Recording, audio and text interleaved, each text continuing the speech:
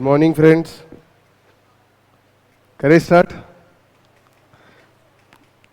कल हमने floating rate exchange rate देखा था एंड एडवांटेजेस डिसएडवांटेजेस उसके हमने कल पढ़ लिए थे। One of the most important topic जिस पे क्वेश्चन आ सकते हैं, वैसे एक बार आ चुका है रियल इफेक्टिव एक्सचेंज रेट पे। ये देखिए, ये जो है ना, इस पे एक बार क्वेश्चन आ चुका है, लेकिन अभी भी ये भी बाकी है पूछने के लिए, ये दोनों भी बाकी। ये दोनों पे तो चांसेस कम है, लेकिन इस पे चांसेस थोड़े ज़्यादा है। ठीक है, तो इसको ध्यान में रखना है। सिंपल चीज़ है, सिंपल चीज़ है, समझना है मेन। ठीक है, सबसे पहले नॉमिनल एक्सचेंज रेट क्या होता है।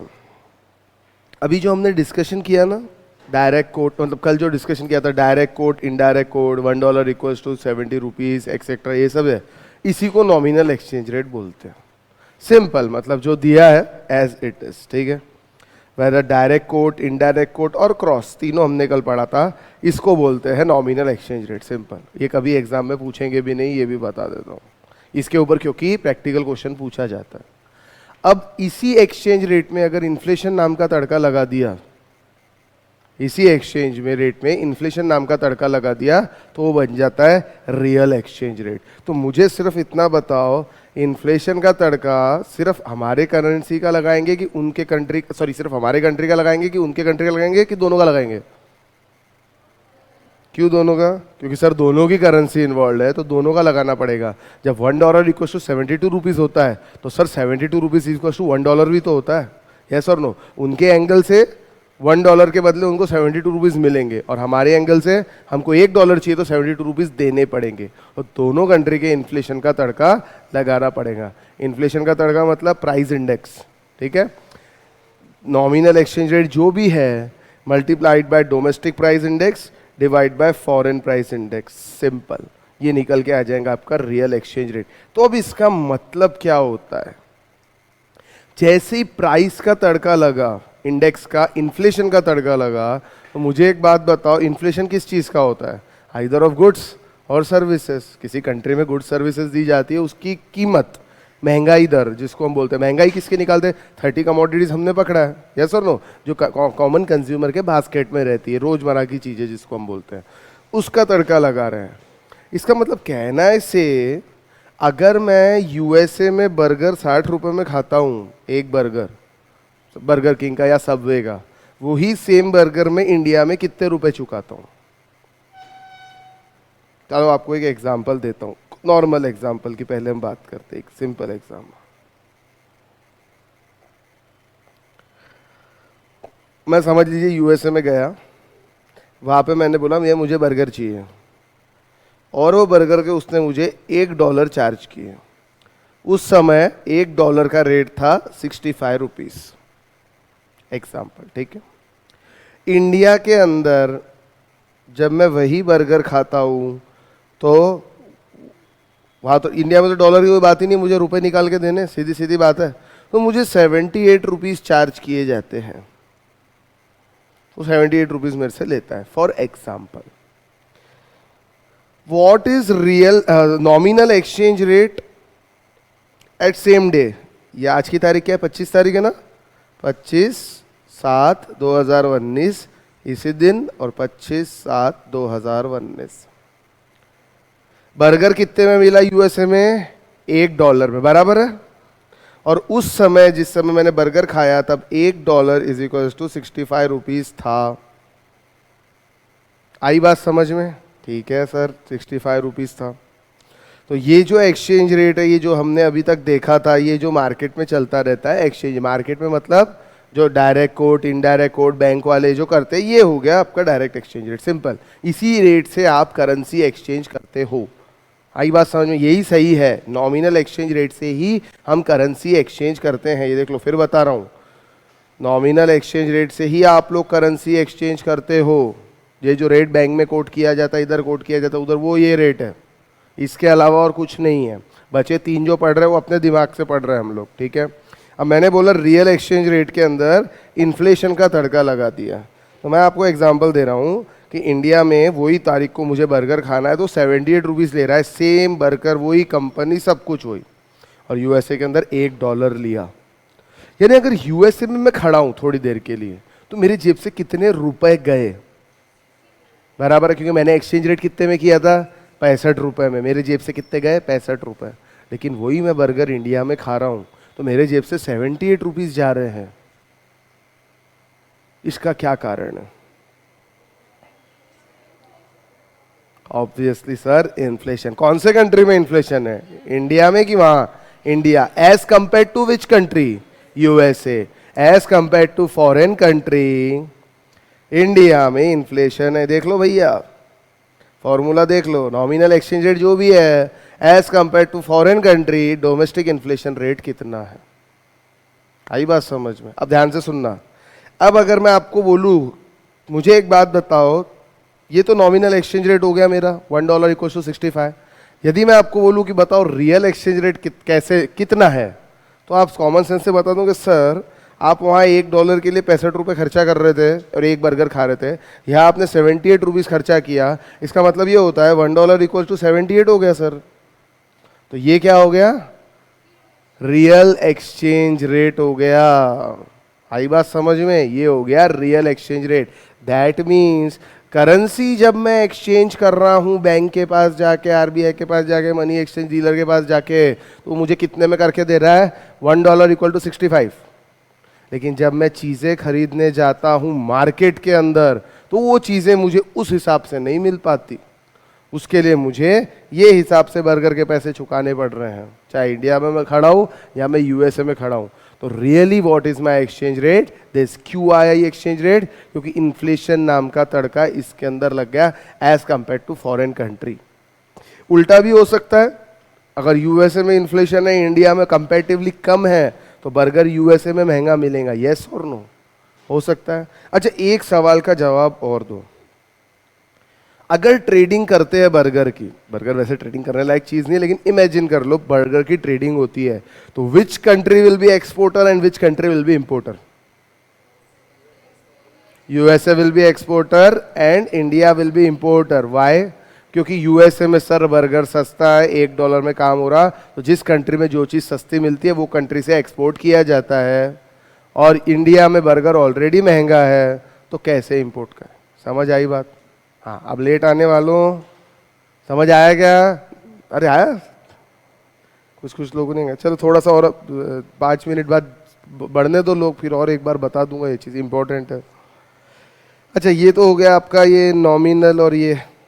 अब चलो इसके बाद एक वर्ड और डाला है, what is nominal effective and what is real effective. चलो वो भी बताता हूँ, पहले इसको एक बार थोड़ा सा पढ़ लेते हैं।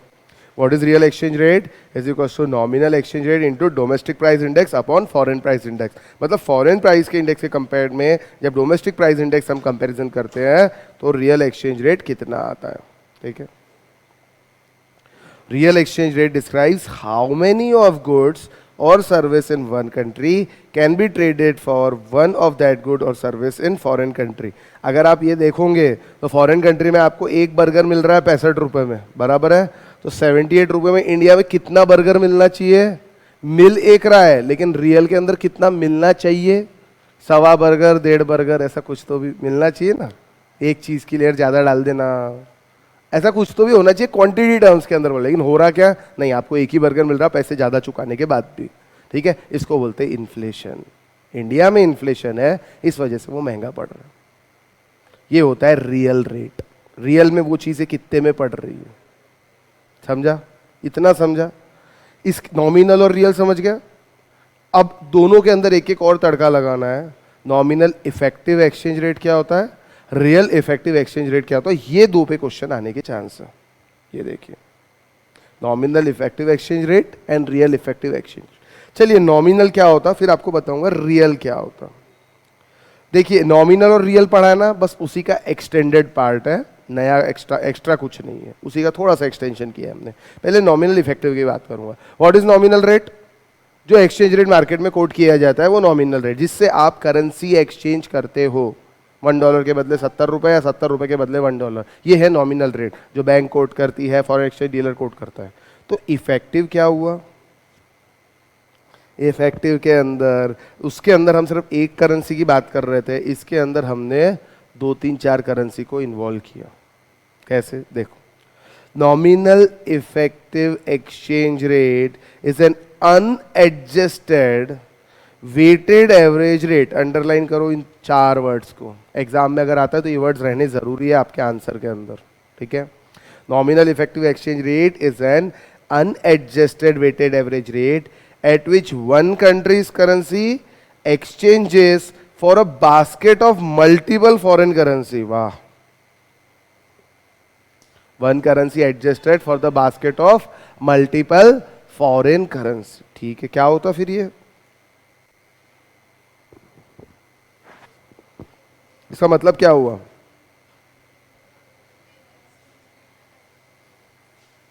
एक एक्सचेंज रेट मल्टीपल करेंसी, ऐसा बोलेंगे कि कैसा? अपने करेंसी का कि फॉरेन करेंसी का? हाँ, इन्फ्लेशन नहीं, इन्फ्लेशन तो रियल में लगाते हैं अपन, इन्फ्लेशन. हाँ हाँ, करेंसी बास्केट पकड़ लो. कौन से करेंसी में ट्रेड सबसे ज्यादा होती है इंडिया में? डॉलर में हो जाती. मतलब हम किससे इंपोर्ट करते हैं? डॉलर, चाइनीज यॉन, आप इसमें जैपनीज येन भी पकड़ सकते हैं, आप इसमें पाउंड भी पकड़ सकते हैं, जीबीपी, ग्रेट ब्रिटेन पाउंड. ये सब आप 4-5 करेंसी, 6 करेंसी, 10 करेंसी, जितनी आपकी इच्छा है आप उसको पकड़ लो. इनका वेटेड एवरेज निकालना पड़ेगा विदाउट एनी इन्फ्लेशन. और as compare to that India का करेंसी क्या है? थोड़ा सा एग्जाम्पल के बिना बात नहीं होगी, एग्जाम्पल से बात करना पड़ेगा, ध्यान दो एक बार. लेकिन मेरे बोलने पे फिर से एक बार ये पढ़ लो तो और फायदा रहेगा. Nominal effective exchange rate is an unadjusted weighted. Unadjusted क्यों बोला? कि इन्फ्लेशन का एडजस्टमेंट नहीं किया है, ठीक है, इसलिए अनएडजस्टेड बोला गया, ठीक है, अनएडजस्टेड. और याद देखो यहाँ पे जो रियल है इसमें adjusted for effects of inflation. Inflation का इफेक्ट एडजस्ट करना है, मतलब क्या करना है? नॉमिनल इफेक्टिव रेट निकल के आएगा, उसमें domestic price index divide by foreign, वो अपने आप इन्फ्लेशन का एडजस्टमेंट हो जाएगा, ठीक है. ये तो समझ जाएगा, ये समझ गया तो ये आसानी से समझ जाएगा रियल, ठीक है. सिर्फ इन्फ्लेशन एडजस्टमेंट करना है. एक बार फिर से sir, unadjusted weighted average rate at which one country's currency, पकड़ लो, कौन सी पकड़ोगे आप? इंडिया, रुपीज, ठीक है, exchanges for a basket of multiple foreign currency.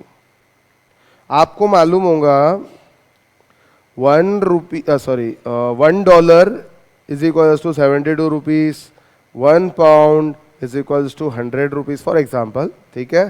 And आप ये भी बोल सकते हो ओके, हाँ, 1 येन इज इक्वल टू 2.7 रुपीज, और 1 दिनार इज इक्वल टू 17 रुपीज, और 1 Chinese yuan equal to 30 rupees. मैंने 5 करेंसी पकड़ लिया. जितनी पकड़ना है, जितनी वेटेड एवरेज वो आपका निकालना चाहो आप निकाल सकते हो. $1 के बदले 72, 1 पाउंड के बदले 100, 1 येन के बदले ₹2.70, 1 दिनार के बदले 17, 1 चाइनीज यॉन के बदले 30. कितने करेंसी की बास्केट हो गई? 5. इनका वेटेड एवरेज निकालो. वेटेड एवरेज कैसे निकलेगा? सिंपल एवरेज नहीं बोल रहा, सिंपल एवरेज रहता तो ये सबकी टोटल मार के डिवाइड बाय 5 कर देता. वेटेज कैसे निकलेगा? चलो समझाओ.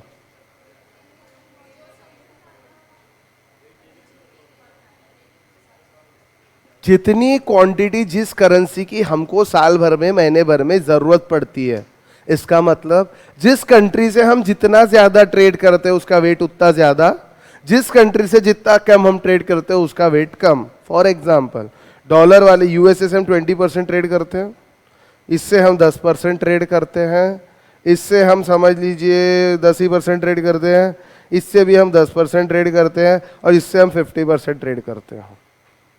समझ आया? ये वेट्स दे दिए मैंने कि इसका कितना वजन है, बराबर इस हिसाब से इसका कैलकुलेशन होगा. यानी ये 20-20-10-10 नहीं रहेगा, ये हो जाएगा 20%, ठीक है. ये परसेंटेज, यानी इसको मैं 0.20 भी बोल सकता हूँ, ठीक है. ये परसेंटेज फॉर्म में रहेगा. इन एक्सचेंजेस रेट्स को ये वेट दिए जाएंगे, डिवाइड बाय वही 5 किया जाएगा, और उसके बाद जो रेट निकल के आएगा वो रहेगा रुपी का रेट, बास्केट ऑफ करेंसी. और ये बास्केट किस चीज की है? डॉलर की है, पाउंड की है, येन की है, दिनार की है और यॉन की है. सारे बास्केट इसके अंदर आ गए। अब ये इनके प्रॉपर कैलकुलेशंस रहते हैं, टेक्निक्स रहती है, वेटेड एवरेज लगाने का डेटा रहता है, कंपैरिजन होता है, बहुत सारी चीज़ें इसके अंदर आती है। वेटेड एवरेज यानी आपका सिंपल वेटेड एवरेज नहीं रहता, उनको बहुत सारी चीज़ों से वो लोग एडजस्टमेंट करते हैं, तब जाके वेटेड एवरेज रेट निकल के आता है। वेट देना मतलब किस करेंसी से कितना ज़्यादा ट्रेड हो रहा है या कितना ज़्यादा हम उसको यूज़ कर रहे हैं, वो हो गया। प्रेजेंटली नॉमिनल रेट क्या चालू है, नॉमिनल रेट यानी ये रेट है जिससे हम एक्सचेंज कर रहे हैं, पता है ना, उसी में हम लोग वेट दे रहे हैं। तो क्या निकल के आता, nominal effective exchange rate for basket of currencies. एक करेंसी की बात नहीं कर रहा मैं यहाँ पे, बास्केट ऑफ करेंसी की बात कर रहा। इससे हमको ये पता चलता है कि वर्ल्ड की जो टॉप लीडिंग करेंसी है या जिससे हम ट्रेड कर रहे हैं, ये समझिए एक रेट निकल के आ गया, थोड़ी देर के लिए समझ लीजिए रेट निकल के आ गया, पूरी बास्केट करेंसी का रेट समझ लीजिए, इसका अगर एवरेज निकालेंगे तो अप्रोक्सीमेटली 70 निकल के आता है, अप्रोक्सीमेटली 70 से और कम आएगा। आप 70 पकड़ के चलो, 70 rupees is equals to 1 basket. Basket मतलब क्या, ये पांचों, ऐसा थोड़ी देर के लिए समझ लो निकल के आता है। तो इसका मतलब क्या होगा, इसका मतलब वेटेड एवरेज जो रेट है एवरेज में रुपीस का, वो एक करेंसी जो भी बास्केट दी जाती है, बास्केट के बदले 70 रुपए का खर्चा है, 70 रुपए जाते हैं मतलब मेरे, ये बास्केट रेट हो गया। एवरेज रेट जो करेंसी हम लोग यूज करते हैं डेली बेसिस पे, daily basis in the sense जिससे हम ट्रेडिंग करते हैं। ये 5 एग्जाम्पल दिया है।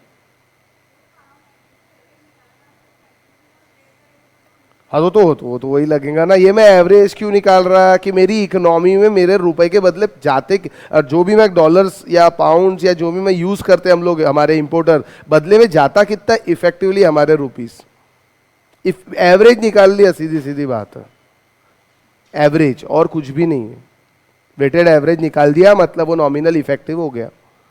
जैसे आपने बैंक में गए होंगे कभी, तो बैंक के अंदर वो एक्सचेंज रेट का वो बोर्ड लगा हुआ रहता है, उसमें कितनी करेंसी रहती है, ऐसे तो 200 कंट्री है, 200 कंट्री की करेंसी लिखी रहेंगी क्या, नहीं, सिर्फ 8-10 कंट्री की करेंसी लिखी हुई रहती है। क्यों, उन्हीं से हमारी ट्रेडिंग ज़्यादा होती है, उसमें पाउंड रहेंगे, डॉलर रहेंगे, ये रहेंगे आपके येन, दिनार, यॉन, ये सब कुछ उसके अंदर रहते हैं, समझा।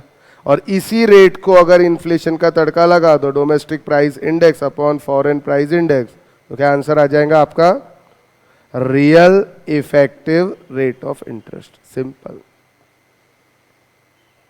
एक बार पढ़ लेते हैं इसको भी, ठीक है। NER is an indicator of country's international competitiveness in terms of forex market. Forex trader also refers to NER as trade weighted currency index. तो रियल क्या हो गया, कुछ नहीं, इसके अंदर इन्फ्लेशन लगा दो, काम खत्म। Real effective exchange rate is the weighted average of country's currency related to index और बास्केट ऑफ अदर करेंसीज। वहां लिखा था अनएडजस्टेड फॉर इन्फ्लेशन, यहाँ है adjusted for effect of inflation. The weights are determined by comparing the relative trade balance of country's currency against each country with the index. Trade balance, कितना आप किससे trade करते हो और क्या बैलेंस रहता है, वो आप उस हिसाब से वेट दिए जाएंगे कंट्री, अलग अलग कंट्री की करेंसी को। भैया 20% ट्रेड यूएसए से होता है तो डॉलर को 20% वेट दो, 50% ट्रेड चाइना से होता है तो चाइना को 50% वेट दो, क्योंकि जितना ज़्यादा जिस कंट्री से ट्रेड होगा उतनी ज़्यादा उस कंट्री की करेंसी यूज होगी। सिंपल सी बात है ना, ऐसा। The weights are determined by comparing the relative trade balance of the country's currency against each country with the index. Increase in RER implies that export become more expensive and import become cheaper. सही बात है क्या? कैसे? अभी आप लोगों को बताया था मैंने, इसमें इन्फ्लेशन का तड़का लग गया। रियल इफेक्टिव एक्सचेंज रेट में अभी बर्गर का एग्जांपल दिया था, ये देखो, ये बर्गर दिख रहा है क्या आपको यहाँ पे?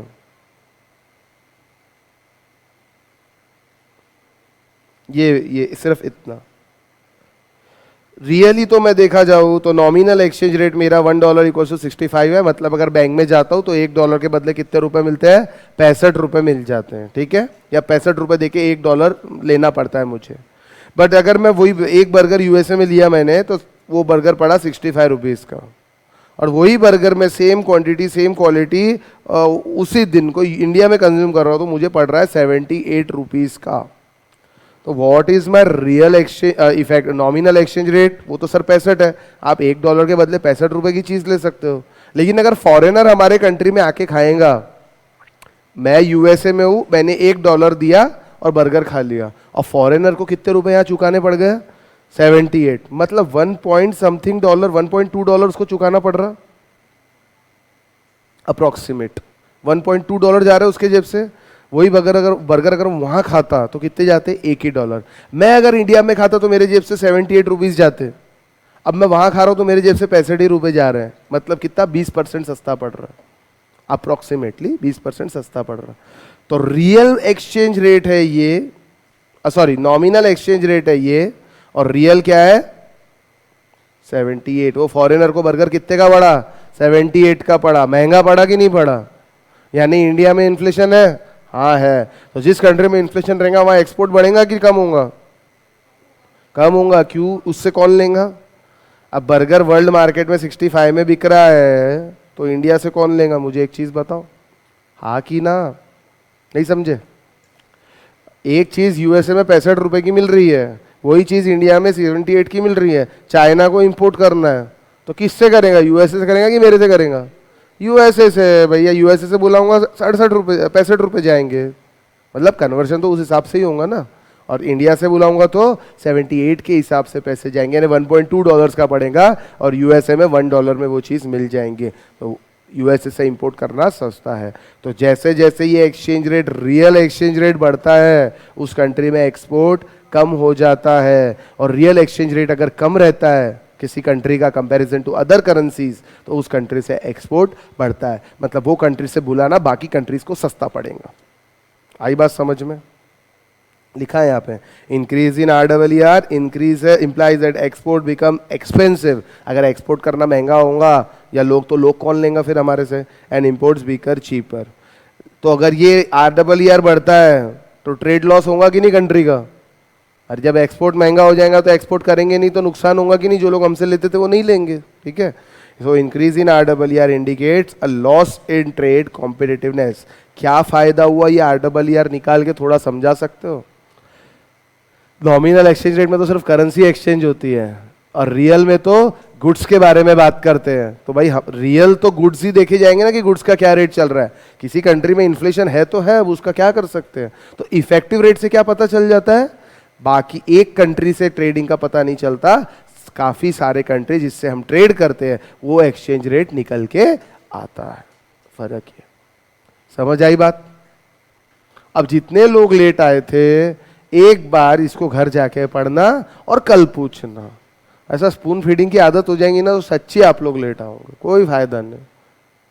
मैं कल बोला भी था, मतलब कल 7 बजे आ जाना भैया, पर 2-3 दिन की तो क्लास बची है, उसमें भी आप लोग है, और एक संडे भी बचा लिया आपका, शायद अपना सैटरडे कंप्लीट हो जाएगा। संडे सोना आराम से। शर्मा सर की क्लास है क्या संडे को? अच्छा, शर्मा सर तो लेंगे ही, मेरे को नहीं लगता लेंगे। तो संडे सोना, सवेरे 9 बजे आना आराम से। उसमें भी आप लोग लेट आए, आज बोला भी था इंपॉर्टेंट टॉपिक है।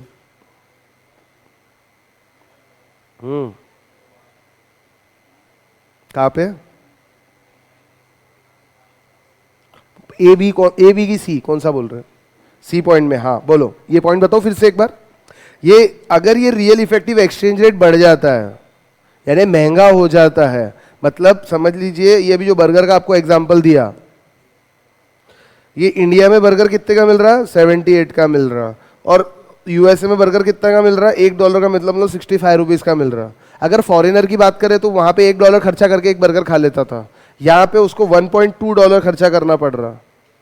मतलब उसने तो बेचारे ने $1 के बदले 65 रुपये लेके आया, बैंक से इतने एक्सचेंज कराया, बट रियल में कितना पड़ गया उसको बर्गर? ये तो $1.2, यानी उसको तो एक्सचेंज रेट 78 का पड़ गया। महंगा पड़ा कि नहीं पड़ा? तो इसलिए कहते हैं रियल रेट अगर बढ़ेगा मतलब आपकी कंट्री में इन्फ्लेशन है, और अगर आपके कंट्री के अंदर इन्फ्लेशन रहेगा तो कोई भी आपके कंट्री से गुड्स नहीं बुलाएगा। क्यों? क्योंकि उसको गुड्स महंगे पड़ेंगे ना। आपके कंट्री में इन्फ्लेशन है यानी वो बर्गर महंगा मिल रहा। तो चाइना को अगर बुलाना है तो इंडिया में बर्गर मिल रहा है 78 रुपीज़ का, यूएसए में वो 65 रुपये पड़ रहा, तो किससे बुलाएगा वो? यूएसए से बुलाएगा ना। दैट मीन्स जिस कंट्री का रियल इफेक्टिव एक्सचेंज रेट कम, वो कंट्री एक्सपोर्ट ज़्यादा करेगा, और जिस कंट्री का रियल इफेक्टिव एक्सचेंज रेट ज़्यादा वो कंट्री एक्सपोर्ट कम करेगा, क्योंकि उससे लेगा ही नहीं ना। एक्सपोर्टर आप कर रहे हो और इंपोर्ट कोई दूसरा कंट्री कर रहा, तभी आप एक्सपोर्ट कर रहे हो। तो इंपोर्ट वो तभी आपसे करेंगे ना जब आप उसको सस्ता दोगे, नहीं तो क्यों करेंगा आपसे इंपोर्ट। तो एक्सचेंज रेट अगर ये बढ़ता है तो यानी सामने वाले को महंगा पड़ रहा है आपकी कंट्री से खरीदना, इसीलिए वो नहीं खरीदेगा। ऐसा मतलब दोनों में सिर्फ फर्क ये है, देखिए हमने 4 चीजें पढ़ी हैं।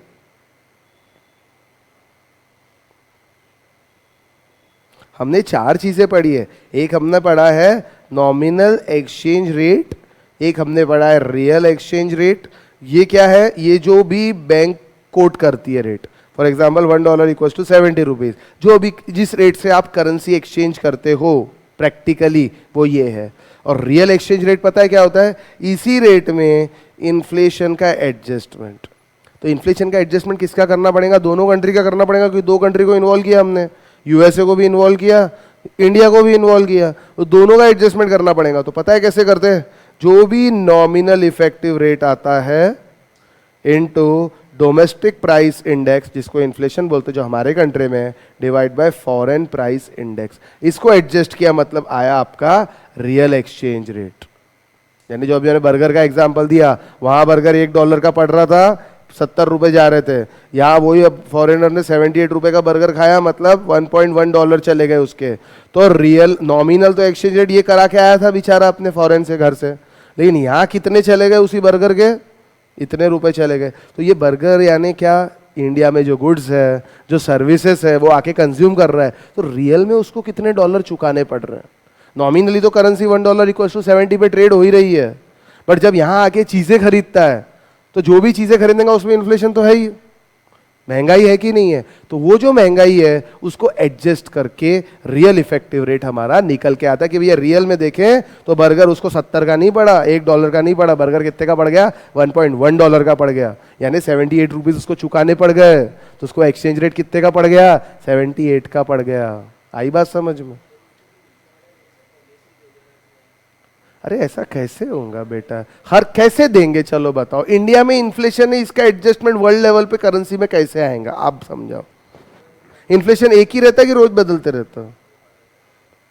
फिर अच्छा, किसी कंट्री में कम इन्फ्लेशन है, किसी में ज्यादा है, तो जिसमें कम है वो ज्यादा वाले का क्यों भुगतेगा भाई? 2 करेंसी इन्वॉल्व है, 2 कंट्री इन्वॉल्व है। मुझे वो कंट्री में जाके ट्रेडिंग ही नहीं, कुछ खाना ही नहीं है, मुझे सिर्फ ट्रेडिंग करनी है। यूएसए वाला आता ही नहीं है बर्गर खाने, सिर्फ ट्रेडिंग करता है। और अगर आप ये रेट लगा देते हो उसको, तो काय के लिए आए करेगा फिर ट्रेड आपके कंट्री? वो आके खा थोड़ी रहा बेचारा। ज्यादातर केस में क्या बर्गर आके खाया जाता है क्या? नहीं, ज्यादातर केस में सिर्फ ट्रेडिंग होती है, इसलिए भैया ट्रेडिंग के लिए ये। और अगर आप उस कंट्री में विजिट कर रहे हो, वहां जाके घूम फिर रहे हो, तो आपको चीजें महंगी पड़ती है। ये उल्टा भी हो सकता है, अगर यूएसए का रेट, यूएसए में इन्फ्लेशन ज्यादा है, इंडिया में कम है, तो ये उल्टा भी हो सकता है। वहां पे बर्गर खाएंगे तो 78 का पड़ेगा, और यहाँ बर्गर खाएंगे तो सस्ता पड़ जाएगा, ऐसा भी हो सकता है ना। ये मैंने यहाँ पकड़ा कि इंडिया में इन्फ्लेशन ज्यादा है, जो कि सच्ची बात है, ठीक है ऐसा। और फिर इफेक्टिव क्या होता है? एक और चीज हमने पढ़े थे, NER अगर निकल के आता तो अगेन इसके अंदर इन्फ्लेशन का एडजस्टमेंट लगा दो, इसके अंदर तो आपका निकल के आ जाएगा REER, यानी रियल। नॉमिनल में इन्फ्लेशन का एडजस्टमेंट करो, रियल निकल के आएगा, चाहे इफेक्टिव हो चाहे नॉर्मल रेट हो, ठीक है। तो ये NER क्या होता है? NER का मतलब होता है weighted average adjustment for different currency. मतलब क्या हुआ भैया? अभी एक करेंसी, अभी ये आपको देखो यहाँ बताया था, यहाँ लिखा था ना मैंने, $1 इक्वल्स टू 70 है, 1 पाउंड इक्वल्स टू 100 है, 1 येन इज इक्वल्स टू 2.7 है, 1 दिनार इज इक्वल्स टू कितना 17 पकड़ा था, और क्या इक्वल है 1 yuan, Japanese Chinese yuan equals to 30 rupees है। इन कंट्री से आपकी ट्रेडिंग ज़्यादा होती है, जिस कंट्री से ट्रेडिंग होती है उसकी बात करो। इससे 20% ट्रेडिंग होती, समझ लो इससे 10% होती है, इससे 10% होती है, इससे 10% होती है, और इससे 50% होती है। ये है वेटेड एवरेज। इतने वेट्स दिए हैं, जितना ज़्यादा यूज़ करेंगे उतने वेट्स दे दिए, और इनको इससे एडजस्ट करके एक रेट निकल के आएगा। जो इंटरनेशनल करेंसीज है, जो ज़्यादा हम लोग यूज़ करते हैं, वो बास्केट ऑफ करेंसी, वो क्या रेट निकल के आता है? वो हम लोग निकाल रहे हैं और उस रेट को बोलते हैं नॉमिनल इफेक्टिव एक्सचेंज रेट। इसका मतलब क्या हुआ, एक बार पढ़ो, यहां पे फिर से पढ़ो। It is unweighted unadjusted. Unadjusted क्यों लिखा, क्योंकि इन्फ्लेशन का एडजस्टमेंट नहीं किया। नॉमिनल में कभी भी हम इन्फ्लेशन का एडजस्टमेंट नहीं करते, हम इन्फ्लेशन का एडजस्टमेंट काय में करते हैं, रियल में करते हैं, ठीक है। Weighted average rate at which one country's currency यानी इंडिया की currency exchanges for a basket of multiple foreign currency. ये जो आपको बास्केट दिखाई ना, ये और ये, इसका वेटेड एवरेज निकालेंगे कि भाई एवरेज में कितना। और अब मैं यहाँ पे वेटेड एवरेज ना निकाल के सिंपल एवरेज निकाल के बताता हूँ आपको, ठीक है। 70 plus 100 plus 2.7 plus 17 plus 30 divide by 5। मैं सिंपल एवरेज निकाल रहा हूँ। वेटेड के अंदर क्या होगा, 70 इंटू 0.2, 100 इंटू 0.10, ऐसा निकलेगा वेटेड एवरेज। अरे हाँ कि ना, ये लेवल पे आके वेटेड एवरेज सिंपल एवरेज निकाल समझाना पड़ेगा क्या आपको? नहीं, तो वेटेड नहीं निकालता मैं, थोड़ी देर के लिए सिंपल निकालता। तो क्या आएगा आंसर बताओ? अरे 70 plus 100 plus 2.7 plus 17 plus 30 divide by 5। Calculator दिया है ना भगवान ने आपको, करो ना, चालू करो ना। कितना है? 40.9। हाँ ठीक है, तो ये आपका क्या निकल के आया, नॉमिनल इफेक्ट, नॉमिनल नहीं, अरे नॉमिनल आया, नॉमिनल इफेक्टिव एक्सचेंज रेट आया। इसके बाद अगर इसको इन्फ्लेशन का तड़का लगाऊंगा तो आएगा ये रियल इफेक्टिव एक्सचेंज रेट। अब ये क्या हो गया, यानी वर्ल्ड लेवल पे आपकी करेंसी जो भी है, आप डॉलर हो, पाउंड हो, एक्सेट्रा एक्सेट्रा जो भी हो, उसके बदले आपके इतने रुपए चले जाते हैं वर्ल्ड लेवल पे। आई बात समझी? समझी नहीं समझी? और नॉमिनल इफेक्टिव निकालना है तो इसमें इन्फ्लेशन का तड़का लगा दो, सॉरी रियल इफेक्टिव निकालना है तो इसमें इन्फ्लेशन का तड़का लगा दो, आंसर आ जाएगा। इन्फ्लेशन का तड़का कैसे लगाते हैं? Nominal effective exchange rate into domestic price index upon foreign price index. तो इसमें फॉरेन प्राइस इंडेक्स कौन सा पकड़ेंगे, चलो ये बता दो।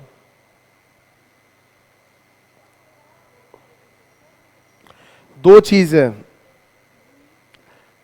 है, मुझे एक चीज बताओ, या तो आप बोलोगे सर सारी करेंसी का एक काम करते ना, वेटेड एवरेज इन्फ्लेशन निकाल लेते, तो क्या ये डेटा आ सकता है क्या? पहले ये बताओ, प्रैक्टिकली नहीं आ सकता। जिस करेंसी की बात कर रहे हो, ये डोमेस्टिक प्राइस इन्फ्लेशन तो सेम ही रहेगा हर केस में, ठीक है। और जिस फॉरेन करेंसी से आप कंपेयर करना चाह रहे हो, उस फॉरेन करेंसी का आप इफेक्टिव ये इन प्राइस इंडेक्स ले लो, सिंपल, जिससे आप कंपेयर करना चाह रहे हो। समझे नहीं समझा? कुछ भी नहीं समझा? ये वाला पार्ट नहीं समझा ना? बाकी ये तो समझ गया ना कि ये इसमें डाउट है क्या? पहले ये बता दो भैया, ये वेटेड एवरेज में किसी को डाउट है क्या? बास्केट क्यों लिया करेंसी? क्योंकि हम ट्रेड किसी एक करेंसी में नहीं करते हैं। ट्रेड मतलब बहुत सारी करेंसी में दिन भर इंडिया का जो कोट है, डायरेक्ट कोट हो या इनडायरेक्ट कोट हो, बहुत सारी करेंसी में रहता है कि नहीं रहता है, तो उसकी हम बात करते हैं। आई बात समझ में?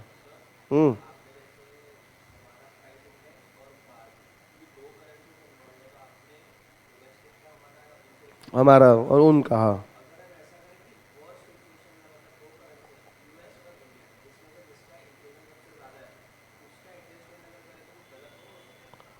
100% गलत होगा। ऐसा भैया, ये जो आपका इकोनॉमिक्स डिपार्टमेंट बोलो या सेंट्रल स्टैटिस्टिकल ऑर्गेनाइजेशन बोलो या वर्ल्ड लेवल के जितने भी बड़े ऑर्गेनाइजेशन है, उन्होंने ऐसा निकालने का बोला है। और मेरे हिसाब से भी ये सही है। जब दो करेंसी इन्वॉल्व कर रहे हैं तो दोनों का इन्फ्लेशन एडजस्ट नहीं होना चाहिए क्या? मान लो यूएसए में भी 10% इन्फ्लेशन है, यहाँ भी 10% है, तो फिर तो सेम रहेगा। और आप एक ही कंट्री का इन्फ्लेशन रह लो तो दूसरे के साथ ज्यादती नहीं हो रही क्या? आप एक्चुअली चीज समझ ही नहीं रहे। ये नॉमिनल इफेक्टिव, ये जो एक्सचेंज रेट है, नॉमिनल एक्सचेंज रेट, ये तो वो है कि जो ट्रेडिंग हो रही है, जिसके अंदर करेंसी की ट्रेडिंग हो रही है, ये है वो एक्सचेंज रेट।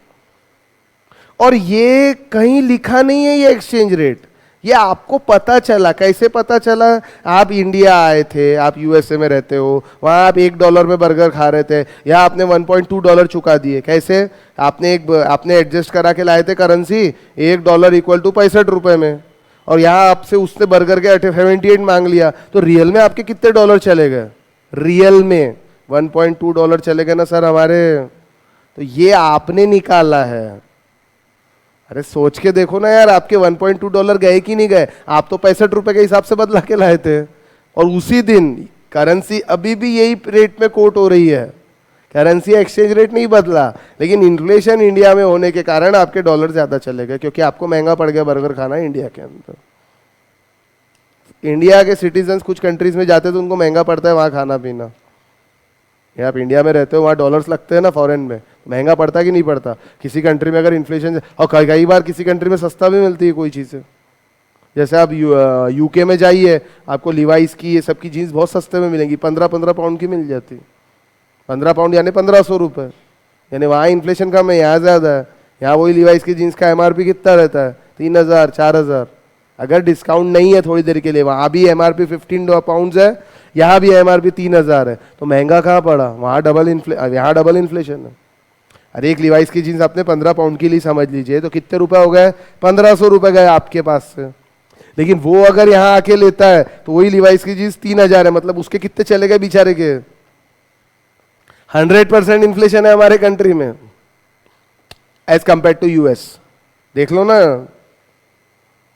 अरे हाँ कि ना, ये प्रैक्टिकल सत्य बता रहा हूं, ऐसा ही है। ये जो बता रहा हूं ऐसा ही है। वहां 15 पाउंड में मिलती है लिवाइस की जीन्स, 100 रुपए एक्सचेंज रेट है। कोई गया है यूके? नहीं? कौन गया? अच्छा जा यार, तो एक काम करो, जीन्स खरीदने चले जाओ, ठीक है। ये समझा कि नहीं समझा? रियल में आपको कितना पड़ गया, ये मेरा कहना है। अरे 100 रुपए की कोई चीज ली और उसने पैकिंग चार्ज नाम पे 10 रुपए ले लिए आपसे, तो पड़ा कितने में आपको वो चीज? 100 की बोलोगे क्या? नहीं, 110 पड़ा सर। तो ये वो है रियल एक्सचेंज रेट। और इनको दोनों को ही, ये नॉमिनल और रियल को, एक एक ई और लगा दिया, मतलब कुछ नहीं, एक करेंसी नहीं 4-5 करेंसी का वेटेड एवरेज लगा दिया, तो ये बन गए NER और RER। सिंपल, बाकी कुछ भी फर्क नहीं। ठीक है? और कोई डाउट रहे तो इसके बाद आ जाना, क्लास के बाद पूछना। चलिए आगे चलते हैं।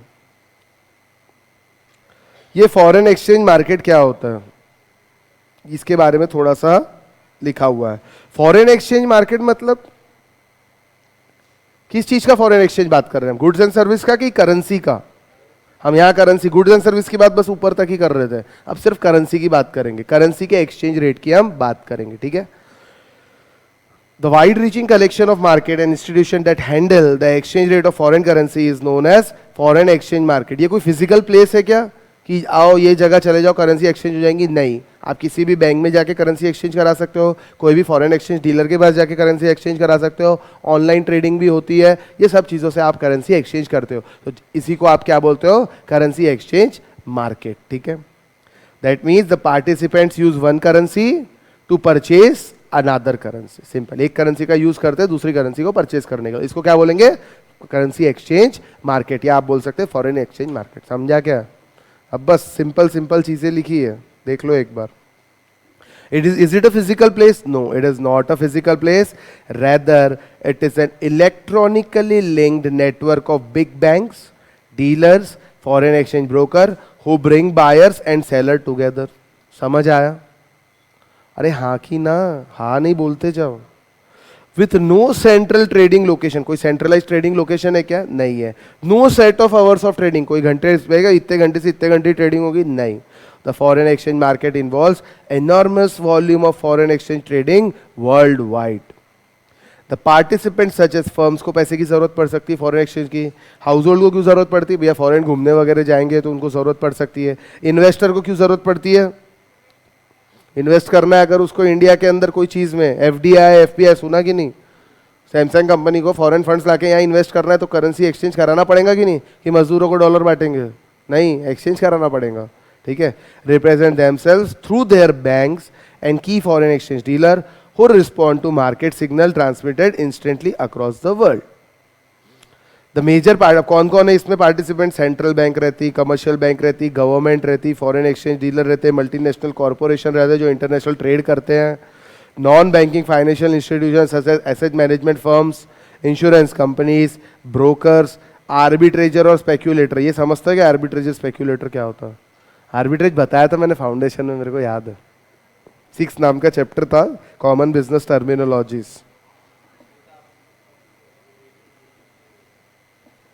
पता है यहाँ लिखा हुआ आर्बिट्रेजर मतलब क्या? चलो याद दिला देता हूँ। HDFC बैंक के शेयर का एग्जाम्पल लिया था, बॉम्बे स्टॉक एक्सचेंज और नेशनल स्टॉक एक्सचेंज। मान लीजिए यहाँ पे 1 शेयर इक्वल्स टू 980 रुपीज चल रहा है और यहाँ पे 1000 रुपये चल रहा है। इसको क्या बोलते हैं? Price mismatch. आर्बिट्रेज का मतलब होता है रिस्क लेस प्रॉफिट कमाना। कैसे करेगा रिस्क लेस प्रॉफिट? BSE से खरीद के NSE में बेच दो, हाँ कि ना? BSE से खरीदेगा 980 रुपये का पड़ेगा, NSE में बेचेगा 1000 में बिकेगा, बिना रिस्क के 20 रुपये पर शेयर का प्रॉफिट हुआ कि नहीं हुआ? तो ये 1-2-5 शेयर नहीं लेते हैं, 10-20 लाख शेयर एक साथ खरीदते हैं, 10 लाख 5 लाख ऐसे शेयर खरीदते हैं। तो 20 इंटू 10 लाख कितना हो गया? या 1 लाख ही पकड़ लो, कितने हो गए? 20 लाख रुपए बिना कुछ किए अंदर हो गए। जो अभी नॉर्मल ब्रोकरेज वगैरह लगेंगी वो लगेंगे। अब फिर ये प्राइस मिसमैच हमेशा रहता है क्या? कुछ मिनट के लिए या कुछ सेकंड के लिए रहता है, 30 40 50 सेकंड के लिए रहता है। आर्बिट्रेजर आंखें गड़ा के बैठे रहते हैं, जैसे ही प्राइस मिसमैच आता है वो यहाँ से खरीदना स्टार्ट करेंगे। खरीदना स्टार्ट करेंगे तो ये प्राइस बढ़ेगा कि कम होगा? ये मार्केट में अचानक डिमांड क्रिएट हो जाएंगी, डिमांड क्रिएट होंगी तो ये प्राइस बढ़ते जाएगा। और ये मार्केट में अचानक क्या होगा? सप्लाई क्रिएट हो जाएंगी, सप्लाई क्रिएट बहुत ज़्यादा सप्लाई हो जाएगी तो प्राइस कम होगा। कहीं तो अभी जाके मिल जाएगा 990 रुपये पे और प्राइस मिसमैच क्लियर। किसके कारण क्लियर हुई? आर्बिट्रेजर के कारण। बैठे ही रहते हैं पूरे वर्ल्ड में दिन भर, कहाँ मिसमैच दिखा 2 मार्केट में वो लगा। अब ये तो शेयर मार्केट की बात हो गई, ऐसे ही करेंसी मार्केट में भी मिसमैच होता कि नहीं होता? USA की बैंक के पास जाओ तो $1 के बदले 70 रुपये देने को तैयार है। इंडिया के पास जाओ तो $1 के बदले समझ लीजिए 68 रुपीज दे रहे हैं। तो क्या करना चाहिए? आर्बिट्रेज हो सकता है? हो सकता है। करेंसी के अंदर एक जगह से ले लो, एक जगह बेच दो। USA से लो, इंडिया से लो, 68 रुपये में पड़ेगा। समझे नहीं समझे आप लोग? $1 इक्वल्स टू 68 रुपीज इंडिया, और USA में $1 इक्वल्स टू 70 रुपीज, बराबर है। अब आर्बिट्रेजर को ये ऑनलाइन हो रहा है ये ट्रेडिंग, आर्बिट्रेजर को ये दिख रहा है। आर्बिट्रेजर ने क्या करना चाहिए? 68 रुपये में डॉलर्स खरीद लो इंडिया से और यही डॉलर USA में बेच दो। कितने मिलेंगे? 70 रुपया। यानी पर डॉलर कितने रुपए की कमाई हो गई? 2 रुपया। सिंपल। बच्चे 50-50 हजार, 1 लाख डॉलर ले लो, 1 लाख डॉलर लिए, $2 रुपये पर डॉलर कमाई, 2 लाख रुपए 1 मिनट में अंदर हो गया काम। ऐसा होता है प्रैक्टिकली। हाँ, दिन भर बेचारे आंखें गड़ा के बैठे रहते हैं और उनको ये भी मालूम है कि कौन से मार्केट में कब कैसे मिसमैच आता है। रोज का वही काम है तो उनको पता रहेगा ना कौन सी करेंसी में मिसमैच ज्यादा रहता, कौन से मार्केट में ज्यादा मिसमैच रहता, कौन से स्टॉक प्राइस में ज्यादा मिसमैच रहता, उनका बराबर ध्यान रहता है और बराबर वो उसी के पीछे पड़े रहते हैं और ऐसे प्रॉफिट कमाते हैं। और आर्बिट्रेजर होने के कारण ही हर मार्केट में हर कमोडिटी का प्राइस सेम रहता है। चाहे BSE हो उसमें भी शेयर प्राइस वही रहेगा, NSE हो शेयर प्राइस वही रहेगा, क्योंकि अगर आर्बिट्रेजर नहीं रहेंगे तो ऐसे प्राइस मिसमैच का फायदा कौन उठाएगा? और प्राइस मिसमैच का जैसे ही फायदा उठाया जाता है डिमांड सप्लाई क्रिएट होती है, डिमांड सप्लाई क्रिएट होती है, प्राइस में फ्लक्चुएशन अपने आप आ जाता है और प्राइस लेवल पे आ जाता है। समझा गया? हाँ कि ना? तो ये तो आर्बिट्रेजर हो गया। स्पेक्यूलेटर कौन होते हैं? स्पेक्यूलेशन मतलब कुछ तो भी दूर की सोचना। हाँ, सुना है? Forward contract, forward buy, forward sell, पढ़ा है किसी ने? तो भी किसने पढ़ाया? अजय, अकाउंटिंग स्टैंडर्ड्स तो चीज अलग हो गई, वो तो मैंने उसमें पढ़ाया था फाउंडेशन में। अभी याद कहाँ रहता? आर्बिट्रेज ही तो याद नहीं था आप लोगों को। नहीं, अभी याद आ गया होगा पढ़ाने के। इन्होंने तो बोला था नहीं है सर याद, पढ़ाया था मैंने इनको, मेरे को याद है। चलो जाने तो, कोई बात नहीं, ऐसा होता है। फाइनल में आने के बाद ये भी याद नहीं रहेगा, कोई बड़ी बात नहीं है, होता है ऐसा, ठीक है, नेवर माइंड। अब सुनो ध्यान से, स्पेक्यूलेशन के बारे में बताता हूं, रुको। पहले एक काम करो, थोड़ा सा पढ़ तो लेते। ये देखिए आर्बिट्रेज के बारे में ये पॉइंट में पूरा लिखा हुआ है, पूरा जितना बड़बड़ किया ये सब छाप के दिया हुआ है यहाँ पे आर्बिट्रेज के बारे में। समझना है तो आप लोग फिर से एक बार, वैसे समझ गए होंगे लेकिन और एक बार घर पे कल अचानक, अरे यार कब पढ़ाए थे सर ने, तो पढ़ लेना भैया, छाप के दिया है, ठीक है। चलो कौन क्यों पार्टिसिपेट करता है ये लिखा हुआ है। सेंट्रल बैंक क्यों करती है, कमर्शियल बैंक क्यों करती है, फॉरेन एक्सचेंज ब्रोकर काय के लिए करते हैं, आर्बिट्रेजर काय के लिए करते हैं, स्पेक्यूलेटर काय के लिए करते हैं। क्यों इनको फॉरेन करेंसी चाहिए भैया? तो सेंट्रल बैंक को काय के लिए चाहिए? सेंट्रल बैंक यानी कौन? हमारे यहाँ पे आरबीआई। काय को चाहिए फॉरेन करेंसी? समझ गए होंगे शायद आप लोग। अरे फॉरेन एक्सचेंज रिजर्व रखेंगे कि नहीं रखेंगे, अचानक करेंसी फ्लक्चुएशन होगा तो हमको इन्वॉल्व होना पड़ेगा कि नहीं होना पड़ेगा? हमारा तो फ्लोटिंग रेट है ना। To participate in foreign exchange market, not to make profit. Profit कमाने के लिए करते क्या ये लोग? नहीं, but essentially to contain, sorry contain नहीं है, कंट्रोल है ये। कंट्रोल लिखो वहां पे। essentially to control the volatility of exchange rate, to avoid sudden and large appreciation or depreciation of domestic currency, and to maintain stability in exchange rate and keeping with the requirements of national economy. अब exchange rate stable रखना है तो बहुत ज़्यादा change हो रहा तो currency कई बार छोड़नी भी पड़ेगी मार्केट में, कई बार वापस खींचनी भी पड़ेगी मार्केट से, इसीलिए इनको रिजर्व्स रखने पड़ते हैं। कमर्शियल बैंक काय के लिए करती है? अरे क्लाइंट रहते हैं ना उनके बहुत सारे जो इंटरनेशनल ट्रेड करते हैं। स्टेट बैंक ऑफ इंडिया है और आप स्टेट बैंक में आपका अकाउंट है और आप इंटरनेशनल ट्रेड करते हैं, तो आप एसबीआई के पास ही जाओगे ना, भैया करेंसी चाहिए, दूसरी बैंक के पास थोड़ी जाओगे, तो इनको रखना पड़ेगा। Commercial bank participate in foreign exchange market either on their own account, या तो खुद के लिए या फॉर देयर क्लाइंट्स, क्लाइंट्स को अगर पैसे की जरूरत है तो। फॉरेन एक्सचेंज ब्रोकर काय के लिए रहते हैं? अगेन अपने डीलर्स के लिए, अपनी बैंक के लिए, अपने क्लाइंट्स के लिए। आर्बिट्रेजर काय के लिए देखते हैं मार्केट? प्राइस मिसमैच का फायदा उठाने के लिए, difference between pair of currency with different dealer और बैंक। एक बैंक अलग डील दे रही, दूसरे अलग डील दे रही, एक काम करो दोनों की डील करा दो, मतलब अपन उस प्राइस मिसमैच का फायदा उठा लो एक मार्केट से दूसरे मार्केट में। तो स्पेक्यूलेटर काय के लिए करते हैं? ये are these are the deliberate risk taker. Bull and bear मालूम है क्या? क्या होता है bull and bear? Share market ऊपर गया तो बुल, नीचे गया तो बियर। क्यों नाम दिया ये बताया था। बुल अपने दुश्मन को उठा के फेंक देता है और बियर क्या करता है? नीचे करता है। चलो ठीक है, अच्छी बात है, याद तो है। Deliberate risk taker who participate in the market to make gain which result from unanticipated exchange in exchange rate। चलो ये आपको थोड़ा सा बताता हूँ। लिखोगे नहीं? लिखो मत, आप समझ लो चीज को। समझ लीजिए, दो कंट्री पकड़ते हैं, एक यूएसए पकड़ लेते हैं, एक यूके पकड़ लेते हैं। यूएसए में क्या चलते हैं? अरे क्या हो गया, ध्यान दो ना इधर। यूएसए में चलते डॉलर और यहां चलते पाउंड।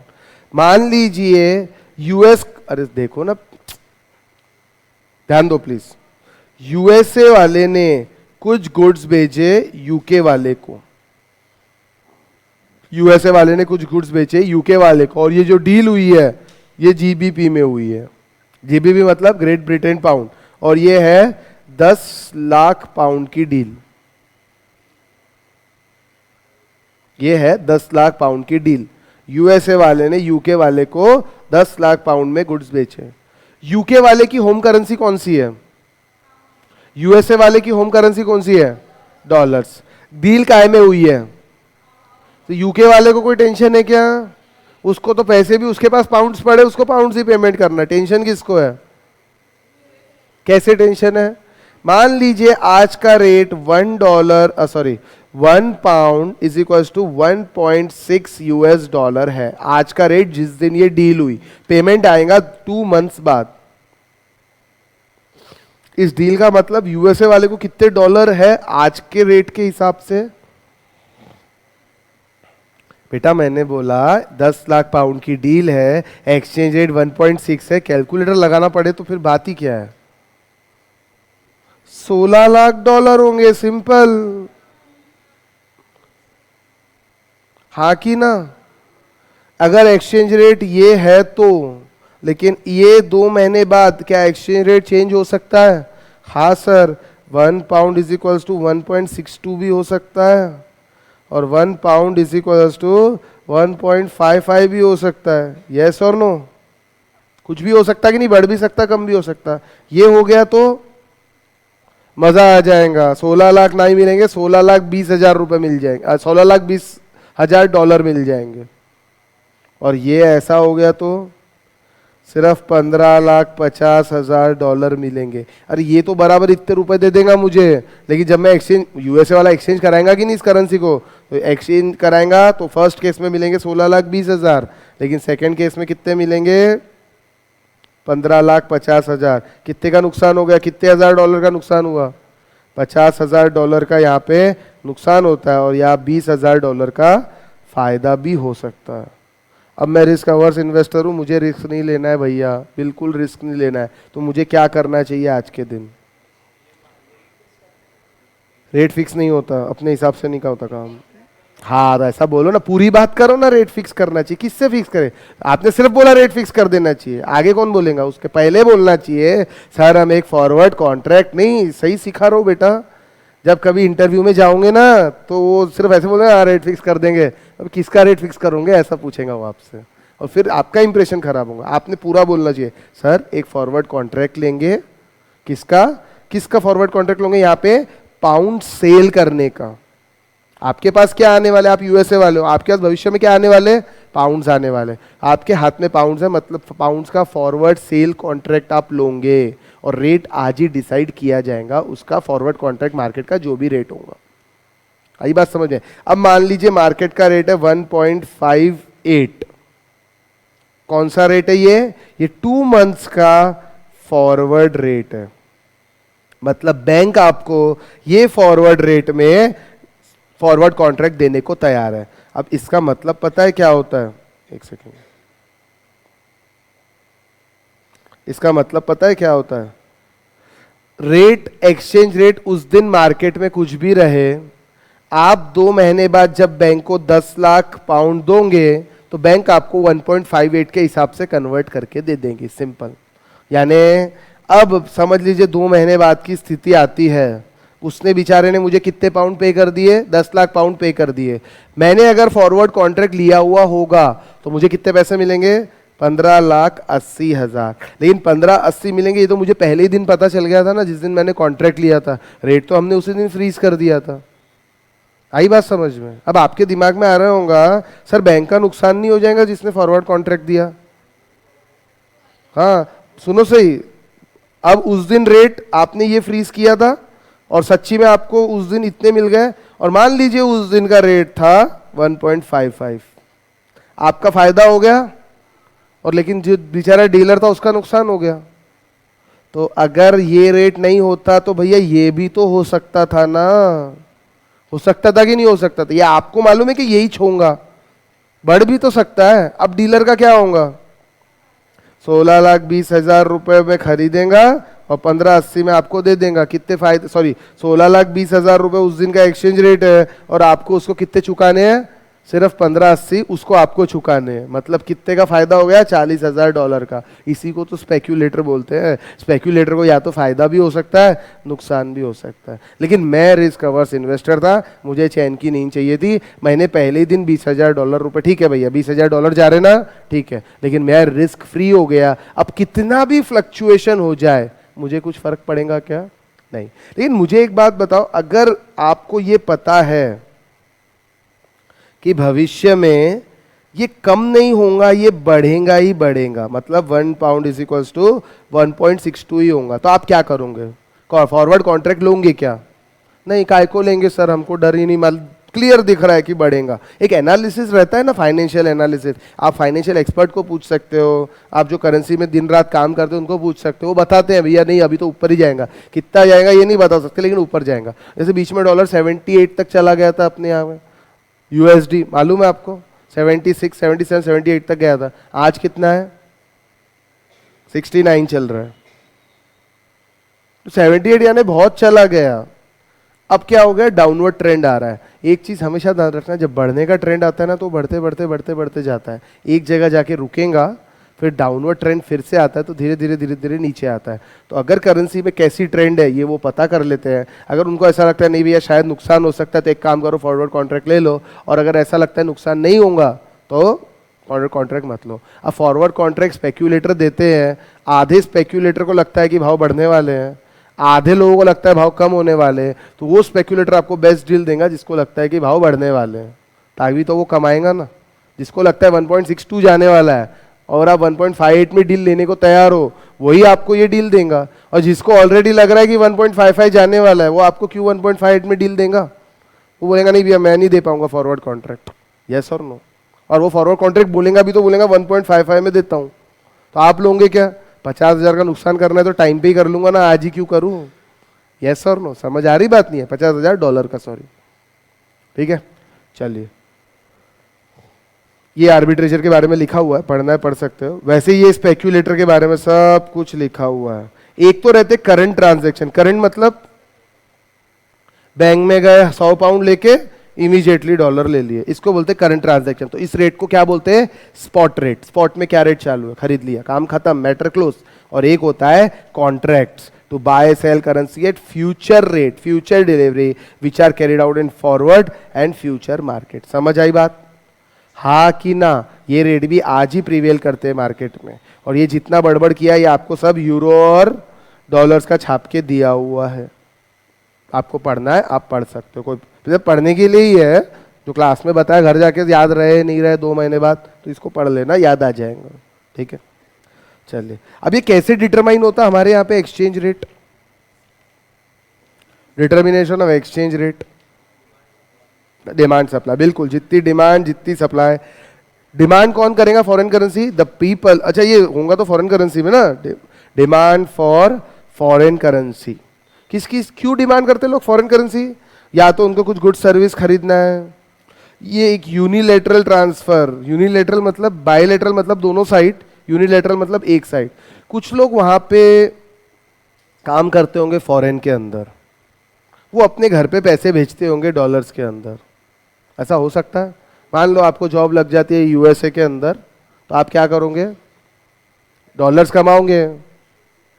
यूएसए में जॉब लग गई आपको, और फिर आपने डॉलर कमाना स्टार्ट कर दिया, तो कुछ पैसा अपने घर पे सेविंग करके भेजोगे कि नहीं भेजोगे? तो आपके घर में आपने मतलब आपने अपने इंडिया में क्या भेजा?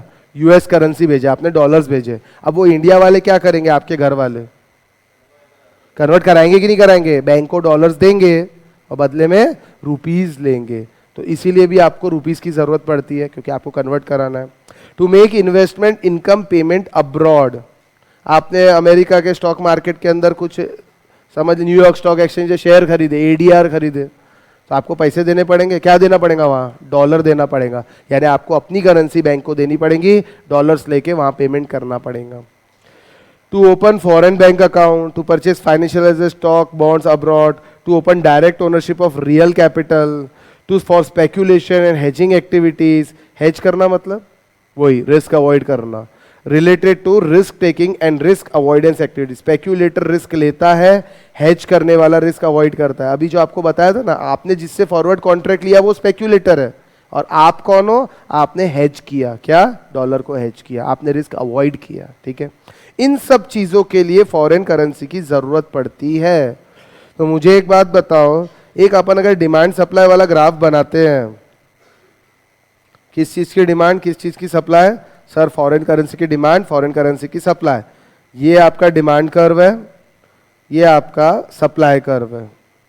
हाँ कि ना? याद है क्या? डिमांड सप्लाई, सप्लाई कर्व, ये demand curve, demand for dollars, supply for dollars. तो what will be the equilibrium point? This will be the equilibrium point. यहां हम लिखते हैं क्वांटिटी, यहां हम लिखते हैं प्राइस, प्राइस की जगह हम लिखेंगे एक्सचेंज रेट।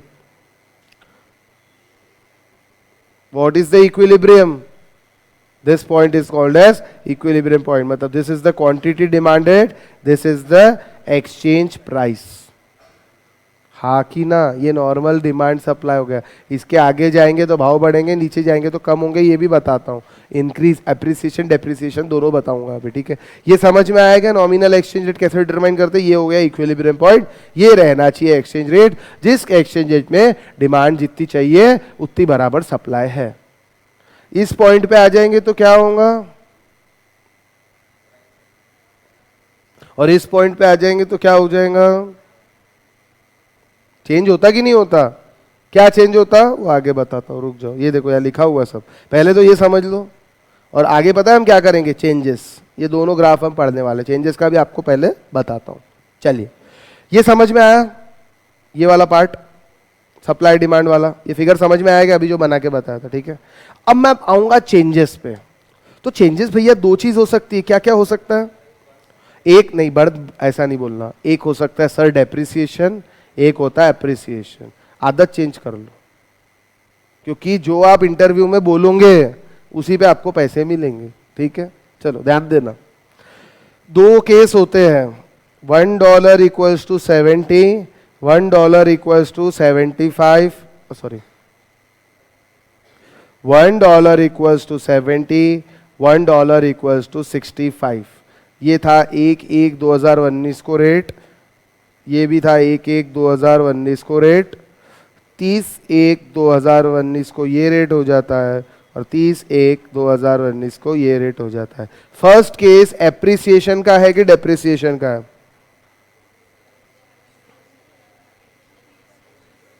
किसका एप्रिसिएशन है? रुपीस का डेप्रिसिएशन है, एप्रिसिएशन है।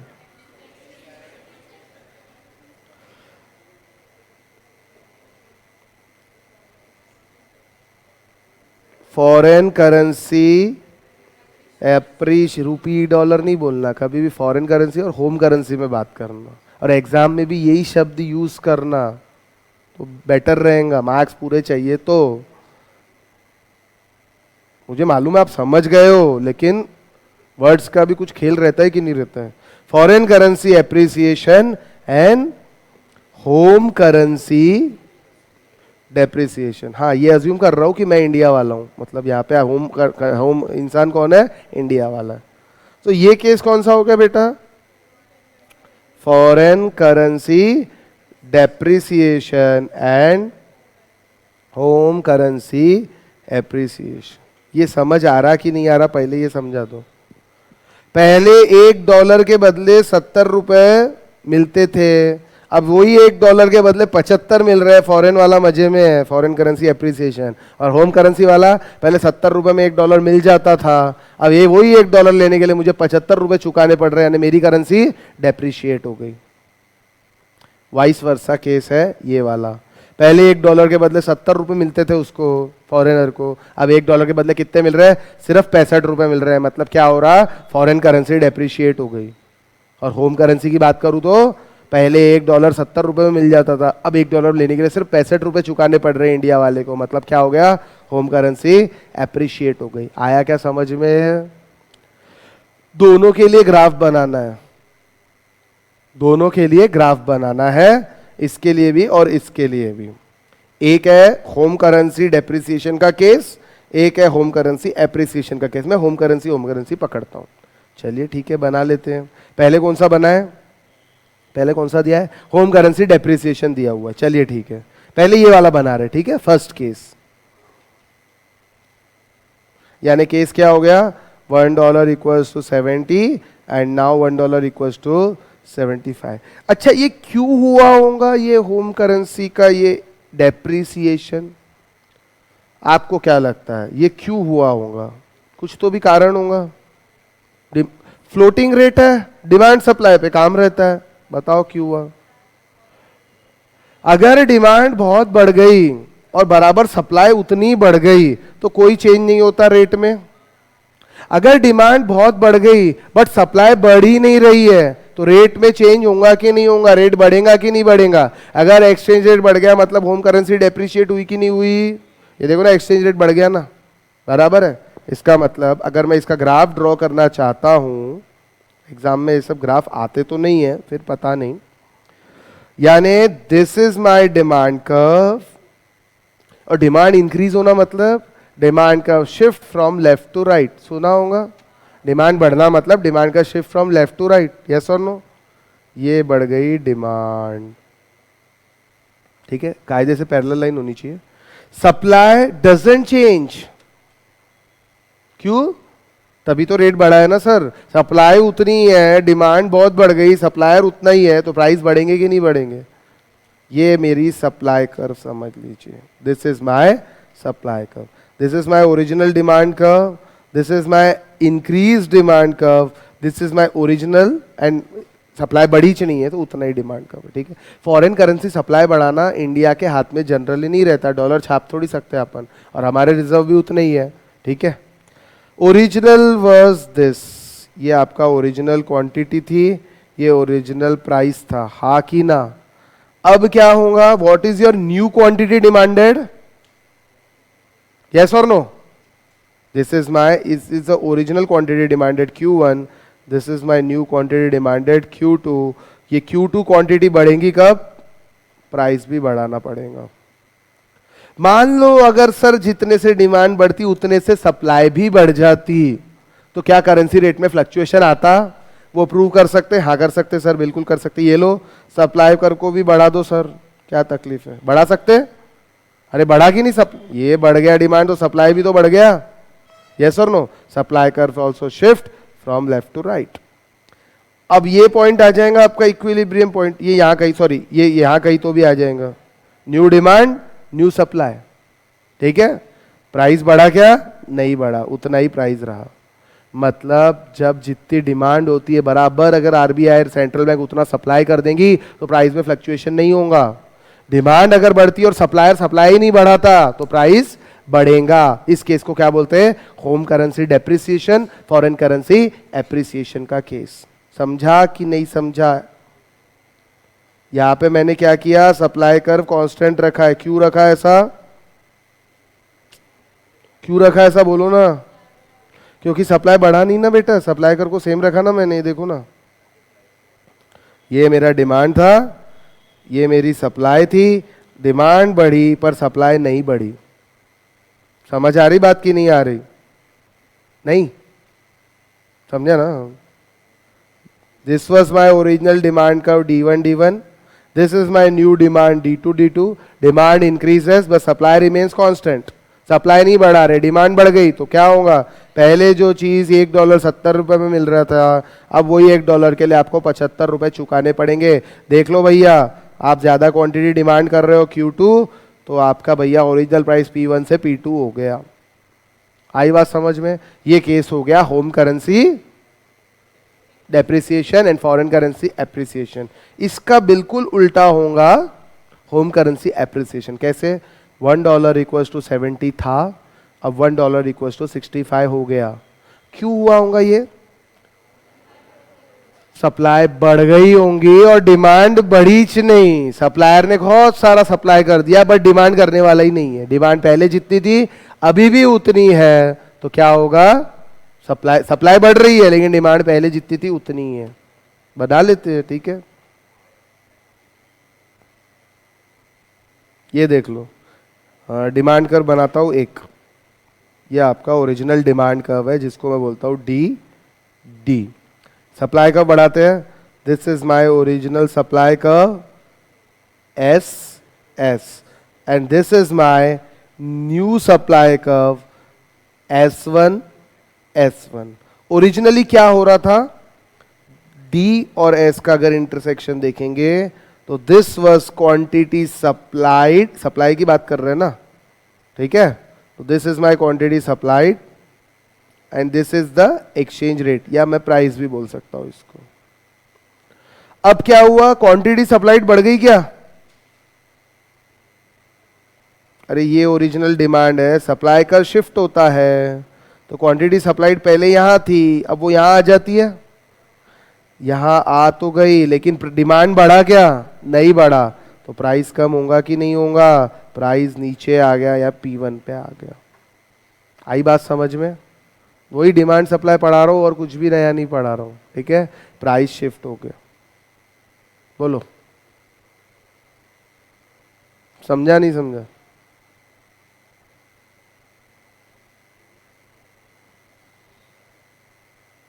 बोलो पूरा ना, क्लियर नहीं समझा? ठीक है वापस। अच्छा पहले वाला समझा था पक्का?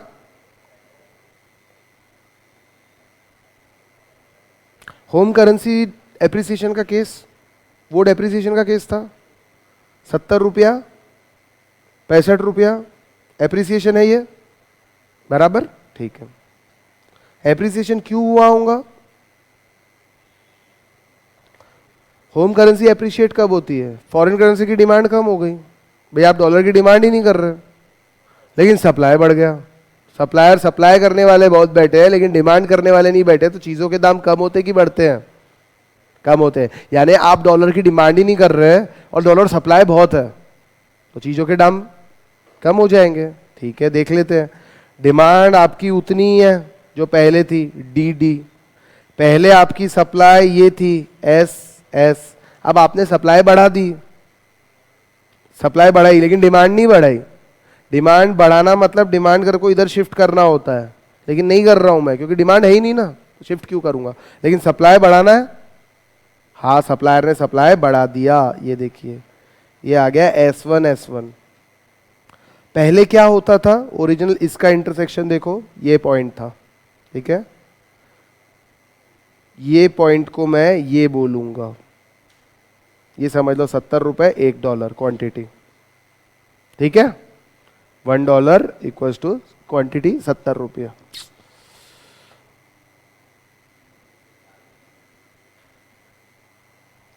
अब नया सप्लाई कर्व कौन सा है, S1 S1। कहां इंटरसेक्शन हो रहा है, यहां। क्वांटिटी सप्लाइड बढ़ गई, हाँ, लेकिन प्राइस क्यों कम हुआ, ये प्राइस क्योंकि सर आपने डिमांड तो बढ़ाया ही नहीं। होम करेंसी का एप्रिसिएशन तब होता है जब फॉरेन करेंसी की हम लोग डिमांड नहीं करते हैं लेकिन सप्लायर करने वाले बहुत बैठे हैं। मान लीजिए मैं 70 रुपए में डॉलर दे रहा हूं आपको, आप बोलते नहीं चाहिए, कल फिर आप आते हो, मतलब आप मैं आपको बोलता भैया चाहिए क्या, नहीं चाहिए, तो वो प्राइस कम करेगा कि नहीं करेगा, सप्लायर। उसके पास तो पड़े है ना, उसको तो बेचना है। और आप रोज डॉलर आके डिमांड कर रहे हो और सप्लाई फिक्स्ड है, तो भाव खाएगा कि नहीं खाएगा। Home currency depreciation, home currency appreciation. अब समझा। तो सर हमेशा ऐसा थोड़ी होता होगा कि डिमांड ही फिक्स्ड है सप्लाई फिक्स्ड ही है, ऐसा थोड़ी होता प्रैक्टिकली। प्रैक्टिकली तो डिमांड बढ़ जाए थोड़ी सप्लाई भी बढ़ती है, कई बार डिमांड थोड़ी बढ़ती है सप्लाई ज्यादा बढ़ जाती है। दोनों चीजें हो सकती कि नहीं हो सकती, चलो उसको भी थोड़ा सा देख लेते हैं। दोनों केस देखेंगे। ये एडिशनली बता रहा हूं, ये जो अभी बता रहा है एडिशनली, इसका आपके सिलेबस से कोई लेना देना नहीं है, ठीक है। ध्यान दो, लेकिन आपका नॉलेज इंप्रूव हो जाएगा। पहले होम करेंसी डेप्रिसिएशन का केस ले लेते हैं, ठीक है। नहीं ऐसे नहीं करते, ग्राफिकली बताता हूं, आप बताओ क्या हुआ डेप्रिसिएशन की एप्रिसिएशन, ठीक है। आप बताओ। ओ भैया थोड़ा सा ध्यान दो, अलग एक्स्ट्रा चीज पढ़ा रहा हूं, ठीक है। ये डिमांड कर्व है, डिमांड बढ़ गई, ऐसा अज्यूम करते, डिमांड बढ़ी, ठीक है। कितनी बढ़ी सर, इतनी सी बढ़ी, इतू सी बढ़ी, ठीक है। इसको मैं नाम दूंगा D1 D1 D1। कितनी बड़ी, मान लीजिए ये 10 है, जो भी डिफरेंस है। और ये मेरा ओरिजिनल सप्लाई कर्व है S1 SS। डिमांड बढ़ी और आपने सप्लाई भी बढ़ाया, आपने सप्लाई बहुत ज्यादा बढ़ा। अब कितने डिमांड से कितना सप्लाई बढ़ेगा ये तो मार्केट में फोर्सेस से डिटरमाइन होगा। दोनों सिचुएशन लेते हैं। एक, अगर आप समझ लीजिए सप्लाई थोड़ी सी बढ़ाते हो, S1 S1, ध्यान देना, what was my original equilibrium point, इसका और इसका इंटरसेक्शन देखो यहां पे आएगा, हा कि ना। यानी this was my original quantity and this is my original price. आपने डिमांड बढ़ाई, हाँ सर हमने इतने डिमांड बढ़ाई, अब हमको इतनी क्वांटिटी चाहिए। सप्लाई कितनी बढ़ाई, सप्लायर ने थोड़ी सी बढ़ाई, यहां पे बढ़ाई, बराबर है। मान लो अगर सप्लायर सप्लाई नहीं बढ़ाता तो ये रहता इक्विलिब्रियम पॉइंट, तो प्राइस क्या रहता P1। लेकिन सप्लायर के थोड़े सप्लाई बढ़ाने से प्राइस जितना बढ़ना चाहिए था उतना बढ़ा क्या, नहीं बढ़ा सर, यहीं पे रुक गया, हाँ कि ना, क्योंकि उसने साथ में थोड़ी सप्लाई भी बढ़ा दी। अगर सप्लाई नहीं बढ़ाता तो प्राइस ज्यादा बढ़ जाता, थोड़ी सप्लाई बढ़ा इसलिए प्राइस कम हो गया। अब मैं सेकंड केस आपको बताता हूं, इसी का कंटिन्यूएशन, इसी को कंटिन्यू करता हूं।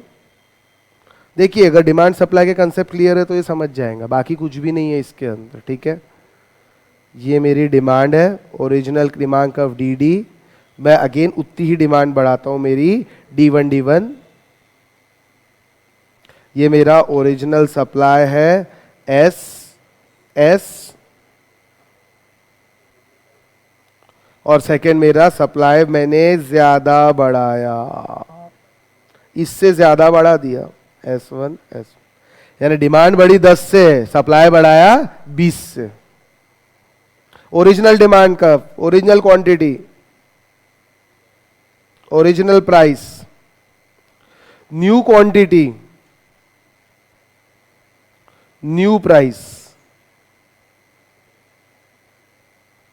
क्यों हुआ ऐसा? सर डिमांड जितनी बढ़ी, सप्लाई और ज्यादा बढ़ गई तो प्राइस तो नीचे ही आएगा ना, यस और नो।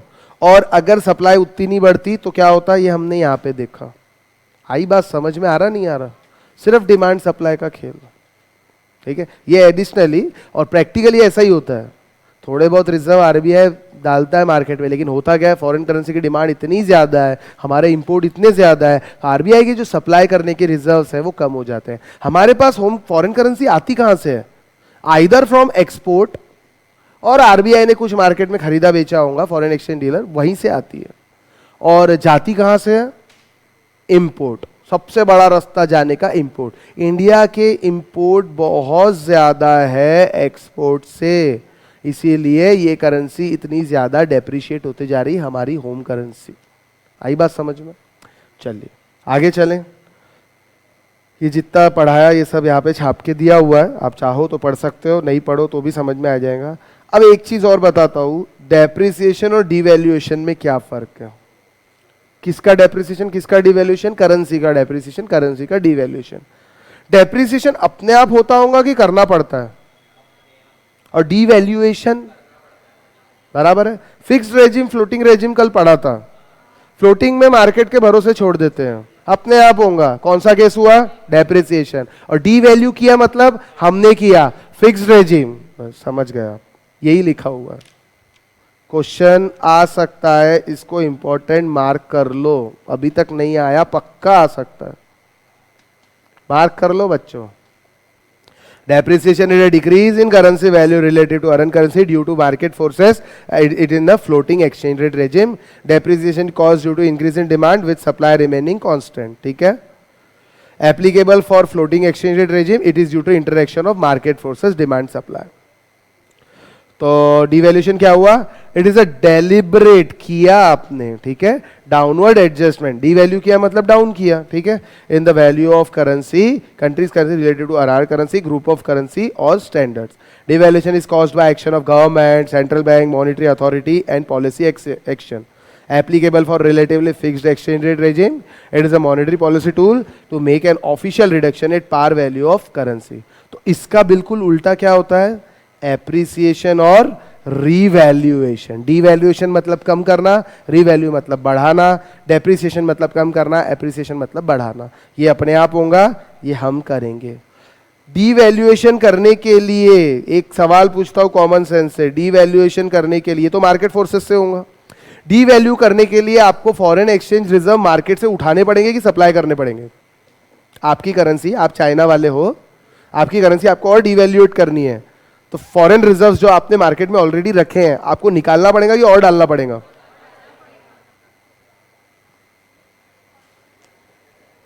चलो दूसरा सवाल, उल्टा सवाल पूछता हूं। रिवैल्यू करना है, रिवैल्यूएशन करना है मतलब क्या करना है? करेंसी अप्रिशिएट करना है, आपको अपनी करेंसी अप्रिशिएट करना है, तो मार्केट में रिजर्व्स और डालना पड़ेगा कि निकालना पड़ेगा? क्या करना पड़ेगा? क्या बात कर रहे हैं? अच्छा एक सेकेंड, चलो ये थोड़ा इंग्लिश में समझा दिया मैंने, हिंदी में बताता हूँ, हिंदी में बताता हूँ। रिजर्व बैंक है और अपनी इंडियन इकोनॉमी है, होम करेंसी वही डॉलर और वही रूपी पकड़ लेते हैं, ठीक है। डॉलर के भाव बढ़ते जा रहे हैं, मतलब पहले था $1 इज इक्वल्स टू 70, अब हो रहा है $1 इक्वल्स टू 75। आरबीआई को ये करेंसी डेप्रिसिएशन का केस है, मुझे और इसको कम करना है, मतलब इसको अप्रिशिएट करना है, मुझे क्या करना पड़ेगा? रिजर्व डालने पड़ेंगे कि और निकालने पड़ेंगे? डालने पड़ेंगे बेटा। फॉरेन करेंसी मार्केट में ये क्यों हुआ? डिमांड हो गई फॉरेन करेंसी की, सप्लाई नहीं हुई, तो मुझे क्या करना पड़ेगा आरबीआई को, मार्केट में सप्लाई करना पड़ेगा, यानी मुझे मेरे फॉरेन एक्सचेंज रिजर्व्स रिलीज करने पड़ेंगे इन द मार्केट, डालना पड़ेगा, तब जाके अप्रिसिएशन होगा। वैसे ही किसी कंट्री को डीवैल्यूएशन करना है, मुझे जानबूझ के डीवैल्यूएट करना है। अगर आरबीआई ये सप्लाई नहीं करेगा तो और डेप्रिसिएशन बढ़ता जाएगा। तो डीवैल्यूएट जानबूझ के डेलिबरेटली करना है, तो मार्केट से रिजर्व और उठा लो ना भैया, ताकि और नीचे गिर जाए। और आरबीआई यहाँ सप्लाई रोक दे, रोकेगा और उल्टा डॉलर खरीदना स्टार्ट कर दे, तो ये तो और नीचे जाएगा कि नहीं जाएगा। वैसे ही डेलिबरेट डीवैल्यूएशन अगर करना है तो क्या करेंगे, मार्केट से और रिजर्व खींच लो अपने। तो डेलिबरेट रीवैल्यूएशन करना है मतलब खुद की करेंसी एप्रिशिएट करना है, मतलब कैसे करेंगे, मार्केट में और रिजर्व डाल दो। आई बात समझ में? ऐसा लिखा नहीं है लेकिन मैं अपने मन से बता रहा हूँ, ऐसा ही होता है, मन से क्या, ऐसा ही होता है।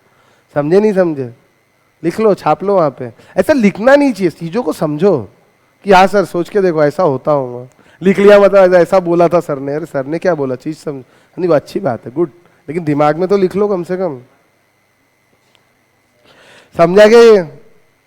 अब अगर एग्जाम में पूछे कि अप्रिसिएशन और रिवैल्यूएशन का डिफरेंस बताओ तो कंफ्यूज मत हो जाना, ठीक है। चलो अब हाँ ये हो जाएगा आज, वेरी गुड।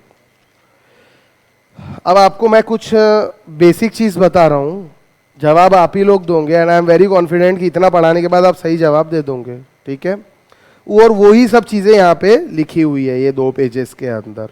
तो पहले मैं आपको कुछ बेसिक चीजें बताता हूँ, कुछ बेसिक चीजें, ठीक है। हम जो टॉपिक पढ़ रहे हैं ना अभी, impact of exchange rate fluctuation on domestic economy, हमारी इकोनॉमी पे इस एक्सचेंज रेट फ्लक्चुएशन का क्या असर होता है। एक्सचेंज रेट फ्लक्चुएशन बोला है दोस्तों, मतलब दोनों चीजें पॉसिबल है, appreciation as well as depreciation. चलिए ठीक है, फर्स्ट केस मैं लूंगा डेप्रिसिएशन का, हम शुरुआत ही वहीं से करते हैं। डेप्रिसिएशन मतलब $1 equals to 70, now $1 equals to 75। This is case of home currency depreciation, या I can say foreign appreciation. 2 currency का इन्वॉल्वमेंट कब होता है, डोमेस्टिक ट्रेड में होता है कि इंटरनेशनल ट्रेड में होता है। डोमेस्टिक ट्रेड करेंगे तो काय को दूसरी करेंसी चाहिए भैया, हाँ कि ना। इंटरनेशनल ट्रेड, इंटरनेशनल ट्रेड मतलब क्या होता है बेटा, आइदर एक्सपोर्ट और इंपोर्ट। तीसरा कुछ होता है, किसी को मालूम है तो बता दो मुझे भी, एनीबॉडी। एक्सपोर्टर हमारे यहां से एक्सपोर्ट करेगा, ठीक है, एक्सपोर्ट करेगा इंडिया में गुड्स, इंडिया में कुछ गुड्स बनाए और एक्सपोर्ट किया, ठीक है। एक्सपोर्टर को बदले में क्या मिलेंगे, गुड्स गए, बदले में क्या मिला, फॉरेन करेंसी। डॉलर की बात कर रहे तो डॉलर बोलो ना, डॉलर। ये डॉलर का क्या करेगा ये एक्सपोर्टर, यहां आके कन्वर्ट करेगा, किसके पास, बैंक के पास जाएगा, डॉलर देगा, बदले में रुपीज लेगा। मतलब इस ट्रांजैक्शन से क्या हुआ, इस ट्रांजैक्शन से सर डॉलर की सप्लाई बढ़ गई हमारे कंट्री में और रुपी की डिमांड बढ़ गई, ऐसा बोल सकता हूं मैं, हा कि ना, हा। तो अगर ऐसा हुआ तो होम करेंसी एप्रिशिएट हो रही कि डेप्रिशिएट हो रही, ऐसा अगर सच्ची में होता है, डॉलर की डिमांड कम हो रही है, डॉलर की सप्लाई बढ़ रही है। अरे हाँ हाँ सुनो ना, होम, मैं सिर्फ जितना पूछ रहा उतना जवाब दो, होम करेंसी क्या होंगी, सही बोल रहे ना, तो मैं कहाँ बोल रहा हूँ। सुनो आगे, सिर्फ एक्सपोर्ट ही होते क्या, कंट्री से इंपोर्ट नहीं होते क्या, इंपोर्ट का केस बताओ, इंपोर्ट में क्या होगा, आपने गुड्स अंदर बुलाए, बदले में क्या गए, डॉलर। डॉलर कहां से, जादू से पैदा करोगे, नहीं। इंपोर्टर अपनी बैंक के पास जाएगा, इंपोर्टर अपनी बैंक के पास, अरे सुनो ना, इंपोर्टर अपनी बैंक के पास जाएगा और क्या करेगा, रुपीज देगा उसको, रुपी की सप्लाई करेगा और डॉलर डिमांड करेगा, हाँ की ना? डॉलर डिमांड किया, डॉलर डिमांड किया मतलब डॉलर की वैल्यू, डॉलर की डिमांड बढ़ गई और रुपए की सप्लाई बढ़ गई। यस और नो? अब इस केस में अगर ऐसा सही में होता है तो can I say imports are greater than exports in that country? तभी तो होम करेंसी आपकी डेप्रिशिएट हो रही है। और अगर एप्रिसिएशन का केस है तो मैं बोल सकता हूं import are less, exports are more. समझा नहीं समझा? होम करेंसी डेप्रिशिएट होना अगर सच्ची में ऐसा होता है तो किसका नुकसान है, इंपोर्टर का कि एक्सपोर्टर का? अब ये छोड़ दो, ये सब गया। मेरा सवाल है अगर ऐसा होता है, कैसा होता है? Home currency depreciation. क्या हो रहा है डेप्रिसिएशन में? पहले 70 था, अभी कितना हो गया? 75। ठीक है, किसका फायदा किसका नुकसान? इंपोर्टर का फायदा कि इंपोर्टर का नुकसान? इंपोर्टर का नुकसान। कैसे? सर पहले वो $1 खरीद लेता था 70 रुपए में, क्योंकि इंपोर्टर को तो डॉलर की जरूरत है, उसको तो डॉलर में पेमेंट करना है। तो अब उसको $1 खरीदना है तो कितने रुपए चुकाने पड़ रहे हैं? 75 रुपए। तो होम करेंसी डेप्रिसिएशन यानी एक्सपोर्टर के तो मजे हो गए। देख लो, पहले एक्सपोर्टर के पास क्या आता है? डॉलर आते हैं। पहले वो $1 देता था बैंक को और बैंक उसको 70 रुपया देती थी। अब वो $1 देता है बैंक को, बैंक कितने देती है? 75। एक्सपोर्टर मजे में, हाँ कि ना? लेकिन हमारे कंट्री में एक्सपोर्टर ज्यादा है कि इंपोर्टर ज्यादा है? तो ज्यादा लोगों को मजे में रखना चाहिए कि कम लोगों को मजे में रखना चाहिए? ऑब्वियसली ज्यादा लोगों को मजे में रखना चाहिए ना। यहाँ पे तो एक्सपोर्टर मजे में है, एक्सपोर्टर की संख्या कम है, इंपोर्टर कब मजे में आएगा? जब होम करेंसी एप्रिसिएशन का केस आएगा। एप्रिसिएशन का केस मतलब $1 इक्वल्स टू 70 पहले था, अब $1 इक्वल्स टू 65 हो गया। यह है एप्रिसिएशन का केस। पहले इंपोर्टर को $1 के बदले कितने देने पड़ते थे? 70 रुपए, सॉरी हाँ 70 देने पड़ते थे। अब वही इंपोर्टर को $1 के बदले कितने रुपए देने पड़ेंगे? 65 रुपए देने पड़ेंगे। ये देख लो, इंपोर्टर के मजे हो गए। पहले 70 रुपए देके डॉलर लेता था, अब 65 रुपए, 5 रुपए बच गए भैया, इंपोर्टर का फायदा हो गया। होम करेंसी एप्रिसिएशन में इंपोर्टर का फायदा। तो होम करेंसी वही एप्रिसिएशन का केस पकड़ लो। एक्सपोर्टर का क्या होगा? पहले $1 एक्सचेंज कराता था तो 70 एक्सक्यूज मी 70 रुपए मिलते थे। अब $1 एक्सचेंज करा रहा तो कितने मिल रहे हैं? 65 ही मिल रहे हैं। एक्सपोर्टर का नुकसान। यस और no? Home currency depreciation, that means $1 equals to 70, $1 equals to 75. Exporter benefited, एक सेकंड, importer unbenefited. यस और नो? एक्सपोर्टर का फायदा है, इंपोर्टर का नुकसान है। और इसका उल्टा हुआ तो होम करेंसी एप्रिसिएशन हुआ तो $1 इक्वल्स टू, मान लीजिए 70 था या 75 लिखना है, ठीक है, और $1 इक्वल्स टू 65 हो गया। अब क्या होगा? एक्सपोर्टर बेनिफिटेड और अनबेनिफिटेड? अनबेनिफिटेड। और इंपोर्टर अंडर बेनिफिटेड पोजीशन। समझा गया? हाँ कि ना? ठीक है। अब ये जितना मैंने बोला ना, यही सब यहाँ पे 8 नहीं 15 पॉइंट्स में लिखा हुआ है। पढ़ लेंगे हम लोग, एक एक देख लेते हैं। पर बेटा एग्जाम के लिए कितने ध्यान रखोगे? 4-5 मैक्स, जो आपको पसंद आ रहा है वो पॉइंट ध्यान रखना बस। और क्या, 3 मार्क के ऊपर क्वेश्चन नहीं आ रहा, 3 मार्क के लिए 15 पॉइंट थोड़ी लिखोगे। तो इतना टाइम है क्या एग्जाम के एक दिन पहले आपको ध्यान रखने का? समझना पूरा है प्लस स्टडी स्मार्ट करनी है। तो समझा मैं पूरा रहा हूं, एक भी चीज नहीं छोड़ रहा हूं, पर स्टडी आपको स्मार्ट करने का बोल रहा हूं, सिंपल। कुछ छोड़ नहीं रहा मैं पूरे 15 पढ़ूंगा अभी, ठीक है, क्योंकि कुछ छूटना नहीं चाहिए। और ये 15 पे पढ़ूंगा ना तो 5-6 पॉइंट पढ़ने के बाद आप बोलोगे सर रहने दो ना प्लीज, हम समझ गए। ठीक है, चलिए स्टार्ट करें। Exchange rate have a very significant role in determining the nature and extent of आप भी simultaneously पढ़ दो ताकि घर पे ना पढ़ना पड़े, साथ साथ में ध्यान दो please. Extent of country's trade. Change in import and export price will lead to change in import and export volume, causing change in import spending and export revenue. बराबर है।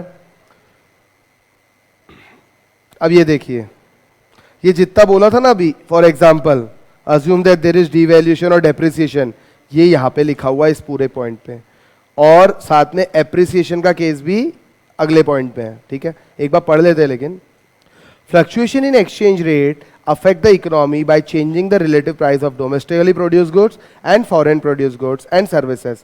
All else equal, बाकी सब चीजें अगर same रहती है, appreciation of country currencies raises the relative price of its export and lower the relative price of import. Conversely, depreciation lowers the relative price of export and raises the relative price of import, जो अभी आपको मैंने बताया। ठीक है, when country's currency depreciates, foreigners find that exports are cheaper and domestic residents find that imports are abroad are expensive. currency depreciate हो रही, importer को महंगा पड़ेगा, yes or no, लेकिन एक्सपोर्टर को मजा आएगा। ठीक है, अप्रिसिएशन के अपोजिट इफेक्ट होते हैं, foreigner pay more for countries product and domestic consumer pay less for foreign products. For example, ये जो एग्जांपल दिया, ये यहाँ पे जो अभी आपको मैंने बताया था 65 से 70 होना कैसे होगा, ये आपको बताया था। एक चीज और बताता हूं, अगर होम करेंसी डेप्रिशिएट होती है, यानी यही वाली बात है, मतलब एक्सपोर्टर मजे में है, इंपोर्टर अनबेनिफिटेड है, इंपोर्टर को महंगा पड़ रहा है, यानी एक्सपोर्टर को सस्ता पड़ रहा है। तो एक्सपोर्टर को अगर सस्ता पड़ रहा है और अगर वो थोड़ा जो उसको सस्ता पड़ रहा है थोड़ा बेनिफिट कम फायदा पास ऑन कर दे किसको, जो उससे खरीदते हैं। मैं एक्सपोर्टर हूं, मुझे बेनिफिट ज्यादा हो रहा है इस होम करेंसी डेप्रिसिएशन का, तो मैं एक काम करता हूं, थोड़े अपने प्राइसेस कम कर देता हूं, तो इंटरनेशनली मेरा प्रोडक्ट भी सस्ता हो जाएगा। तो एक्सपोर्टर का और एक्सपोर्ट बढ़ेगा कि नहीं बढ़ेगा? एक्सपोर्ट अगर बढ़ेगा, सोच के देखो, अगर मैं थोड़ा बेनिफिट पास ऑन कर दूं तो एक्सपोर्ट बढ़ेगा, एक्सपोर्ट बढ़ेगा मतलब और डॉलर्स आएंगे, तो ये करेंसी डेप्रिसिएशन पे लगाम लग सकती है क्या? लग सकती है अगर आप बेनिफिट पास ऑन करो तो। वैसे ही होम करेंसी एप्रिशिएट हो रही है, एक्सपोर्टर बेनिफिट में नहीं है, इंपोर्टर बेनिफिट में। एक्सपोर्टर वैसे ही बेनिफिट नहीं, इंपोर्टर बेनिफिट में। तो अगर इंपोर्टर बेनिफिट के अंदर है तो वो इंपोर्टर ने यहां पे थोड़े प्राइसेस कम कर देना चाहिए, बेनिफिट कस्टमर को, यानी यहां पे पास ऑन करना चाहिए, या कि प्राइसेस बढ़ाना चाहिए? कम कर देना चाहिए। कम करने से क्या होगा बेटा? इंपोर्टर ने और प्राइस बढ़ाना चाहिए ताकि लोग डोमेस्टिकली प्रोड्यूस गुड्स कंज्यूम करें और इंपोर्ट कम हो जाए।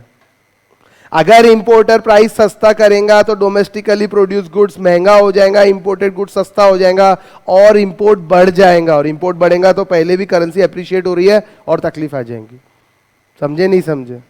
इंपोर्टर ने गुड्स के प्राइस और थोड़े बढ़ा देने चाहिए। ऐसा वो करते नहीं है, लेकिन करेंगे तो अच्छा होगा, होम एक्सपोर्टर को बेनिफिट होगा, मतलब मेरा ये कहना है। या आप ऐसा बोल सकते हो, अगर ये करेंसी अप्रिसिएशन आपको रोकना है तो इंपोर्टर ने प्राइस कम कर देना चाहिए। करेंसी अप्रिसिएशन अगर आपको रोकना है, जनरली कोई रोकता नहीं है, अगर आपको करेंसी अप्रिसिएशन रोकना है तो इंपोर्टर ने प्राइस कम कर देना चाहिए। इंपोर्टर प्राइस कम करेगा तो क्या होगा? इंपोर्टेड गुड्स ज्यादा कंजम्पशन में स्टार्ट होगा, इंपोर्टेड गुड्स ज्यादा कंज्यूम होंगे तो क्या होगा? इंपोर्टर ज्यादा इंपोर्ट करेगा, ज्यादा इंपोर्ट करना मतलब रुपी सप्लाई करना, डॉलर खरीदना। तो होम करेंसी जो एप्रिशिएट हो रही है वो रुकेंगी कि नहीं रुकेंगी? आई बात समझ में? ठीक है, ऐसा जनरली करते नहीं है, लेकिन होम करेंसी एप्रिशिएट हो रही तो अच्छी बात है, होने देना चाहिए। ठीक है, लेकिन होम करेंसी अगर एप्रिशिएट हो रही, इसका एक और मतलब है, एक्सपोर्ट के गुड्स हमारे कंट्री के महंगे हो जाएंगे। जब एक्सपोर्टर बेनिफिट में नहीं है, उसका नुकसान हो रहा है, तो प्राइस बढ़ाएगा कि कम करेगा? बढ़ाएगा। प्राइस बढ़ाया मतलब इंटरनेशनली आपका प्रोडक्ट महंगा होगा कि सस्ता होगा? महंगा होगा। महंगा होगा तो कोई खरीदेगा क्या? नहीं खरीदेगा। यस और नो? एक्सपोर्टर अन बेनिफिट। आई बात समझ में? चलिए, अब ये जो मैंने अभी ये आपको बताया, ये सब कुछ थर्ड पॉइंट में लिखा हुआ है। Exchange rate, domestic depreciation, primary increases price of foreign goods, home, ये सब कुछ यहाँ पे लिखा हुआ है। Lowering export price, currency depreciation, international competitive, ये सब कुछ यहाँ पे लिखा हुआ है। पढ़ना चाहोगे? जो बोला वो लिखा हुआ है। घर पे पढ़ोगे क्या पक्का? घर पे तो अभी पढ़ लूँ फिर? तो पढ़ लो फिर, अभी पढ़ लेते, घर पे पढ़ते नहीं तो फिर क्या फायदा।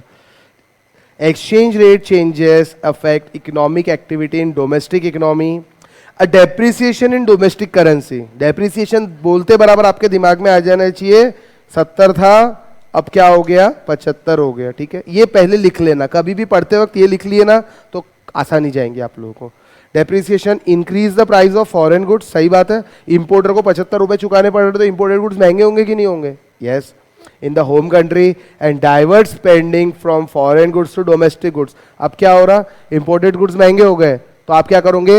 imported goods ना खरीद के domestically produced goods खरीदना स्टार्ट कर दोगे। increased demand both for domestic import and competing goods for export encourages economic activity and creates output expansion. Overall, the outcome of exchange rate depreciation is an expansionary impact on economy at a aggregate level. सही बात है क्या?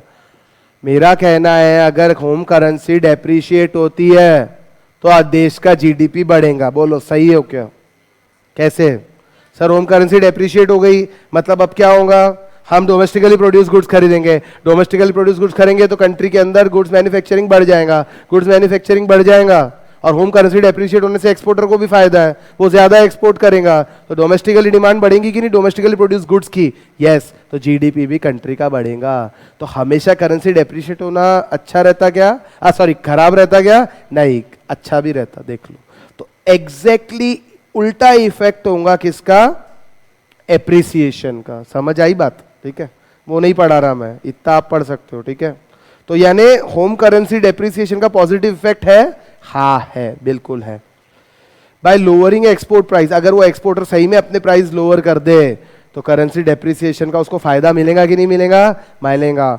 उसके product और international market में सस्ते हो जाएंगे, प्रोडक्ट सस्ते हो जाएंगे तो डॉलर ज्यादा आएंगे, तो जो करेंसी डेप्रिसिएशन हो रहा था वो धीरे धीरे नॉर्मल स्टेबल होने के चांसेस, ठीक है। फिफ्थ पॉइंट, अब ये विंडफॉल प्रॉफिट, विंडफॉल गेन्स भी होते हैं। देखो, डेप्रिसिएशन और एप्रिसिएशन के अंदर विंडफॉल प्रॉफिट, विंडफॉल गेन हो सकते हैं एक्सपोर्टर को और इंपोर्टर को। मान लीजिए 75 रुपए में सौदा किया था और अब 70 रुपए हो जाता है तो 5 रुपए कम देने पड़ेंगे, या 75 में सौदा किया था अब 80 हो जाता है तो 5 ज्यादा देने पड़ेंगे। या तो विंडफॉल प्रॉफिट होंगे या तो विंडफॉल लॉसेस होंगे। इसको बचने के लिए क्या करते हैं वो लोग? हेजिंग करते हैं, ठीक है। तो ये भी लिखा है विंडफॉल प्रॉफिट। और इसके केस में जनरली हमारे यहाँ पे जो इंपोर्ट होता है वो क्रूड ऑयल होता है, ठीक है। हमारे यहाँ पे क्रूड ऑयल ज्यादा इंपोर्ट होता है तो उसी के अंदर प्रॉफिट लॉस ज्यादा दिखाया जाता है। एक बार इसको पढ़ लेते हैं। We have seen about that changing relative price depreciation may increase windfall profit in export. हाँ कि ना? करेंसी डेप्रिशिएट होती तो फायदे में कौन है? एक्सपोर्टर। तो एक्सपोर्टर को प्रॉफिट होगा कि नहीं होगा? ठीक है। इंपोर्ट कॉम्पिटिंग इंडस्ट्रीज जो इंपोर्ट सब्स्टिट्यूट बनाती है, however depreciation may also cause contractionary effects. We shall see how it may happen. In underdeveloped or semi-industrialized country where inputs such as oil and components for manufacturing are mostly imported, जिस country के अंदर import ज्यादा है और export कम है वो country के अंदर करेंसी डेप्रिसिएशन का हमेशा लॉस ज्यादा होगा, फायदा कम होगा, क्योंकि they can not domestically produce the goods. हमने अभी क्या बोला? सर करेंसी डेप्रिशिएट हो रही मतलब इंपोर्ट महंगा हो गया। इंपोर्ट महंगा हो गया तो डोमेस्टिकली मैन्युफैक्चर गुड्स सस्ते हो गए। लेकिन अगर किसी कंट्री में डोमेस्टिकली मैन्युफैक्चर गुड्स बनते ही इंपोर्टेड प्रोडक्ट से होंगे तो क्या होगा? सस्ते होंगे क्या? सर अगर इंपोर्ट महंगा होता है तो डोमेस्टिकली प्रोड्यूस गुड्स में जो इंपोर्टेड कंपोनेंट्स लगते होंगे वो भी तो महंगे हो जाएंगे ना। तो overall cost of production of domestic goods क्या होगा? महंगा हो जाएगा। और महंगा हो गया तो आप जो ये बोल रहे हो उसका कुछ असर होगा क्या? नहीं होगा। समझे कि नहीं समझे? वैसे ही उसका उल्टा लिखा है एक्सपोर्टर के बारे में। For an economy where export are significantly high, a depreciated currency would mean a lot of gain. जिस कंट्री में एक्सपोर्ट ही एक्सपोर्ट है और उस करेंसी डेप्रिशिएट हो रही है, मतलब क्या हो रहा, ये करेंसी डेप्रिसिएशन है। और कंट्री में क्या है, एक्सपोर्ट ही एक्सपोर्ट है, मतलब एक्सपोर्टर का क्या फायदा होगा, अब $1 के बदले उसको पहले 70 मिलते थे, अब कितने मिलेंगे, 75 मिलेंगे, तो बहुत सारा गेन होगा एक्सपोर्टर के लिए। Yes, in addition if export originate from labour intensive industry, increased export prices will have positive effect on employment, income and potentially on wages. सही बात है, अगर जो आप प्रोडक्ट बना रहे हो और जो प्रोडक्ट आप एक्सपोर्ट कर रहे हो लेबर इंटेंसिव है, मतलब एक्सपोर्टर को फायदा ज्यादा, यानी वो एक्सपोर्ट ज्यादा करेगा, मतलब कंट्री में गुड्स ज्यादा बनेंगे। गुड्स ज्यादा बनेंगे तो हमारे अनएम्प्लॉयमेंट का प्रॉब्लम सॉल्व होगा कि नहीं होगा, होगा। कि गुड्स ज्यादा बनेंगे, लेबर ज्यादा लगेगा, लेबर ज्यादा लगेगा तो labour will be employed, unemployment का प्रॉब्लम सॉल्व हो जाएगा। समझे क्या? अब और डेप्रिसिएशन से क्या होता है, वो चीजें लिखी हुई है। डेप्रिसिएशन से अगर लिखा है कि इन्फ्लेशन बढ़ता है, कैसे, मैं बोलता कम भी हो सकता है। होम करेंसी डेप्रिसिएशन हुआ, यानी वही पहले 70 था अभी 75 हुआ, ठीक है। अगर होम करेंसी डेप्रिसिएशन होता है और आपके कंट्री को इंपोर्टेड प्रोडक्ट ज्यादा यूज करने की आदत है, तो इन्फ्लेशन बढ़ेगा कि कम होगा? Home currency depreciation, imported products महंगे, इंपोर्टेड प्रोडक्ट महंगे मतलब इन्फ्लेशन बढ़ा, हा कि ना? उल्टा होता है तो होम करेंसी डेप्रिशिएट ही हुई समझ लीजिए और आपके यहाँ इंपोर्ट्स कम है, एक्सपोर्ट ज्यादा है, तो महंगाई आएंगी कि आपके कंट्री में? नहीं आएंगी। होम करेंसी एप्रिशिएट हुई तो इंपोर्टेड प्रोडक्ट सस्ते, और अगर आप इंपोर्ट ओरिएंटेड कंट्री हो तो आपका इन्फ्लेशन कम हो जाएगा, और अगर आप एक्सपोर्टेड ओरिएंटेड कंट्री हो तो आपका इन्फ्लेशन बढ़ जाएगा। समझ आया? यानी करेंसी डेप्रिसिएशन हमेशा नुकसानदायक रहे ऐसा नहीं है। देख लो, आप इंपोर्ट ओरिएंटेड कंट्री हो और आपका करेंसी डेप्रिसिएशन हो रहा है, इंडिया की बात कर लेते हैं, करेंसी डेप्रिसिएट भी हो रही है और आप इंपोर्ट ओरिएंटेड कंट्री हो, तो इंपोर्टेड प्रोडक्ट्स अपने सस्ते मिलते कि नहीं मिलते? समझे नहीं समझे? करेंसी डेप्रिशिएट हो गई आपकी, यस और नो? करेंसी डेप्रिशिएट हो रही है, कितने, 70 के बदले 75 हो गए। इंपोर्टेड प्रोडक्ट्स क्या होंगे, महंगे हो जाएंगे, सॉरी इंपोर्टेड प्रोडक्ट्स, अरे हाँ भाई, इंपोर्टेड प्रोडक्ट्स महंगे हो जाएंगे। इंपोर्टेड प्रोडक्ट महंगे हो गए मतलब आपके कंट्री में इन्फ्लेशन बढ़ेगा, यस, क्योंकि अपन क्या है, इंपोर्ट ओरिएंटेड कंट्री, हमारे इंपोर्टेड प्रोडक्ट ज्यादा बिकते हैं। और अगर करेंसी एप्रिशिएट होती है तो एक्सपोर्ट ओरिएंटेड जो प्रोडक्ट्स है वो सस्ते हो जाएंगे, इंपोर्टेड वाले प्रोडक्ट्स सस्ते हो जाएंगे, एक्सपोर्ट प्रोडक्ट्स महंगे हो जाएंगे, और आप लोग फिर इंपोर्टेड कंज्यूम करना स्टार्ट करोगे, मतलब कंट्री में इन्फ्लेशन कम होगा। आई बात समझ में? इन्फ्लेशन कम होगा ना, सस्ता होगा। इसके बाद डेप्रिसिएशन और devaluation is also likely to affect country's terms of trade. ये क्या होता है? टर्म्स ऑफ ट्रेड पता है क्या होता है? सबसे पहले तो एक चीज समझ लो, price of countries export and price of countries import commodity. मतलब अगर मैं ये चीज एक्सपोर्ट करता हूं तो मैं इतने रुपए में कर सकता हूं, और अगर मैं कोई पर्टिकुलर चीज इंपोर्ट करता हूं तो इतने रुपए में आती है। रुपए कितने रुपए में मिलती है। फॉर एग्जाम्पल मान लीजिए ये मोबाइल है, अगर हम लोग खुद बनाते हैं तो 20,000 में बनता है, और अगर इंपोर्ट करते हैं तो 18,000 रुपए में इंपोर्ट होता है। तो एज अ कंट्री सिटीजन आप लोग क्या करोगे, या एज अ ट्रेडर आप क्या करोगे? इंपोर्ट करना बेटर है। आप बना रहे तो 20,000 में पड़ रहा, आप क्या करोगे, इंपोर्ट करोगे, यस और नो? इंपोर्ट करने से क्या होगा, सस्ता पड़ेगा आपको, सिंपल सी बात है। तो इसके अंदर लिखा है डेप्रिसिएशन और devaluation is also likely to affect country's terms of trade. Affect होगा। डेप्रिसिएशन इन करेंसी का मतलब होता है इंपोर्ट महंगा पड़ेगा कि नहीं पड़ेगा।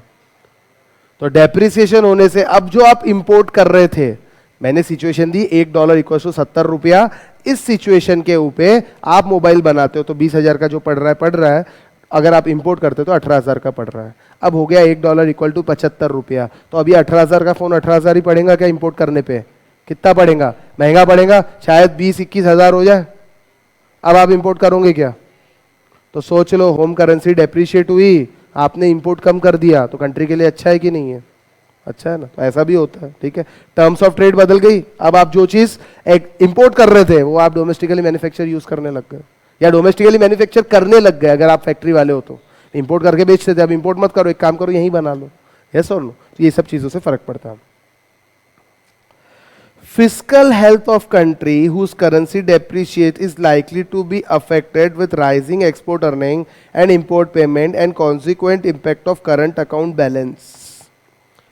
करेंसी डेप्रीशिएट होना या करेंसी एप्रीशिएट होना से आपके फिजिकल हेल्थ पे फर्क पड़ता है, सही बात है क्या? करेंसी डेप्रीशिएट होना या करेंसी एप्रीशिएट होने से फिजिकल हेल्थ पे फर्क पड़ता है या बैलेंस ऑफ पेमेंट सिचुएशन पे फर्क पड़ता है? पड़ता है। कैसे? चलिए होम करेंसी डेप्रिसिएशन से स्टार्ट करते हैं। अपन लोग क्या खरीदते हैं? क्रूड ऑयल ज्यादा खरीदते हैं ना, क्रूड ऑयल पकड़ लो, ठीक है। $1 इक्वल्स टू वही 70, $1 इक्वल्स टू 75, हमारा पेटेंट एग्जाम्पल है। 100 बैरल्स क्रूड ऑयल बुलाया, उस समय 70 रुपए भाव था, अब क्या हो गया? 75 हो गया। पेमेंट कितना करना पड़ेगा? 70 के हिसाब से कि 75 के हिसाब से? 75 के हिसाब से। महंगा पड़ गया? महंगा पड़ा। तो बैलेंस ऑफ पेमेंट सिचुएशन अच्छी हुई कि बिगड़ गई? बिगड़ गई। सोचा था 70 के हिसाब से, देना पड़ रहा है 75 के हिसाब से। मैंने आपको बोला मैं आपसे 7,000 रुपए लूंगा और कल आप आते हो 7,000 लेके, नहीं अभी तो 8,000 चाहिए। आज के सिचुएशन में आप चले जाओगे, सर जान दो नहीं लेना है, लेकिन अगर मान लो मेरे अलावा दूसरा कोई है ही नहीं तो आप क्या करोगे? देंगे, ठीक है। बैलेंस, आपके घर का बैलेंस बिगड़ गया और आपके जेब का बैलेंस बिगड़ा कि नहीं बिगड़ा? आई बात समझ। 1,000 रुपए आप जूते खरीदने के लिए रखे होंगे, अब आप मुझे दे दोगे तो गए जूते चप्पल में जाना पड़ेगा। आई बात समझ में? इसको बोलते बैलेंस बिगड़ना, बैलेंस ऑफ पेमेंट सिचुएशन बिगड़ जाती है। तो एप्रिसिएशन पे क्या होगा? 70 नहीं हुआ 65 हो गया तो मजा आ जाएगा। मैं कल आके बोलता हूँ भैया एक काम करो 6,500 ही दे दो, 500 जेब में बढ़ जाएंगे, तो प्यूमा के जूते ले लोगे जाके। पहले लोकल लेने वाले थे 1,000 में, अब प्यूमा के ले लोगे या 500 संभाल के रखोगे। हाँ कि ना? ठीक है, वही लिखा हुआ है ये पॉइंट के अंदर। हाँ, ये बड़े मजेदार लोग हैं जो फॉरेन एक्सचेंज कमर्शियल बोरोइंग करते हैं। मतलब क्या हुआ?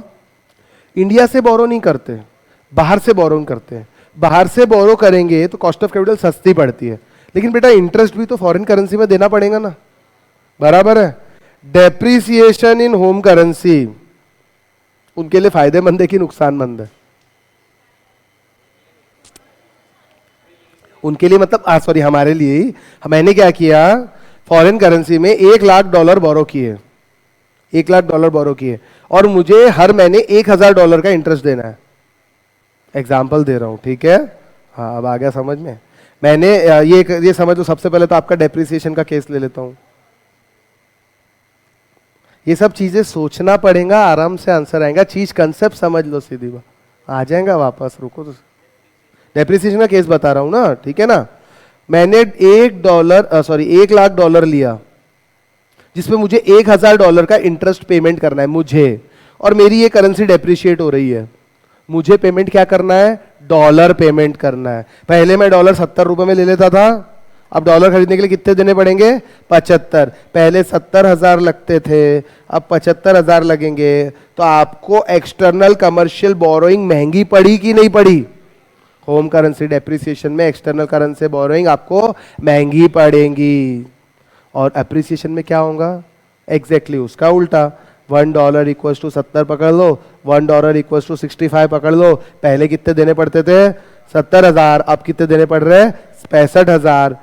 तो एक्सटर्नल कमर्शियल बोरोइंग सस्ती पड़ेगी। यानी होम करेंसी अगर एप्रिसिएशन का केस है तो एक्सटर्नल बोरोइंग सस्ती पड़ती है। मैंने बोरो किया ना बाहर से, समझे नहीं समझे? ठीक है, वही लिखा है एक्सटर्नल कमर्शियल बोरोइंग वाले केस के अंदर।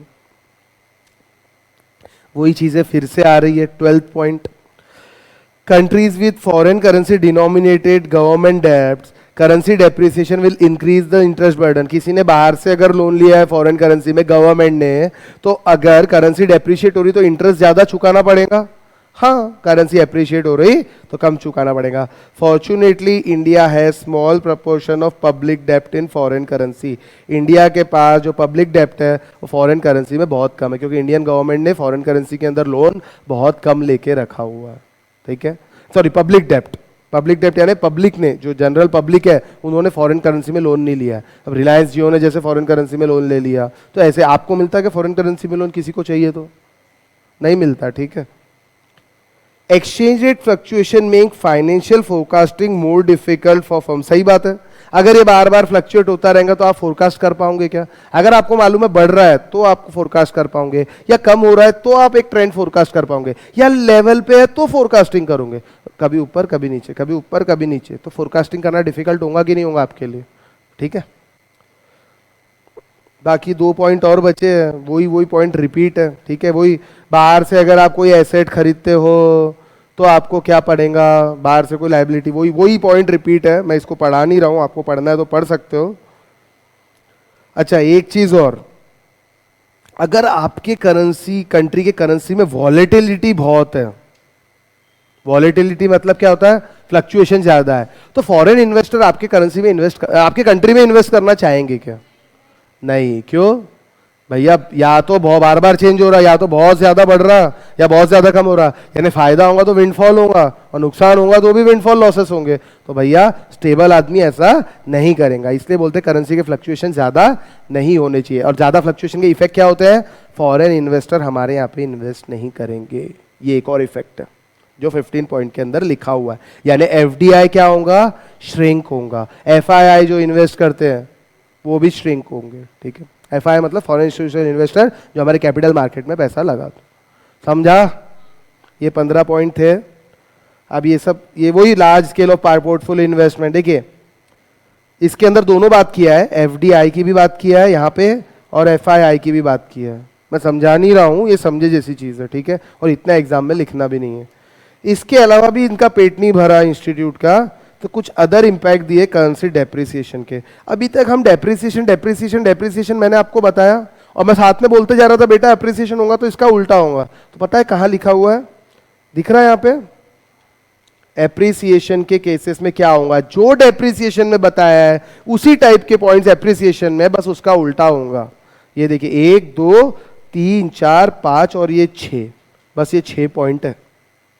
पढ़ाने की जरूरत है क्या ये एप्रिसिएशन? सच्ची बोलो, नहीं ना? एक काम करना, इतना तो मैंने पढ़ा दिया आपको 15, आप सिर्फ एप्रिसिएशन के 6 पॉइंट घर से पढ़ के आना, इतना कर लेना। पढ़ोगे क्या? मतलब देखो अभी आपको मैंने सोचना, सुनो प्लीज, अभी नहीं पढ़ा रहा, मैंने आपको सोचना सिखा दिया। डेप्रिसिएशन के वक्त आप क्या लिखोगे एग्जाम में, ध्यान में रखने के लिए? $1 इक्वल टू 70 और $1 इक्वल टू 75 लिख देना, मतलब ये क्या हो गया?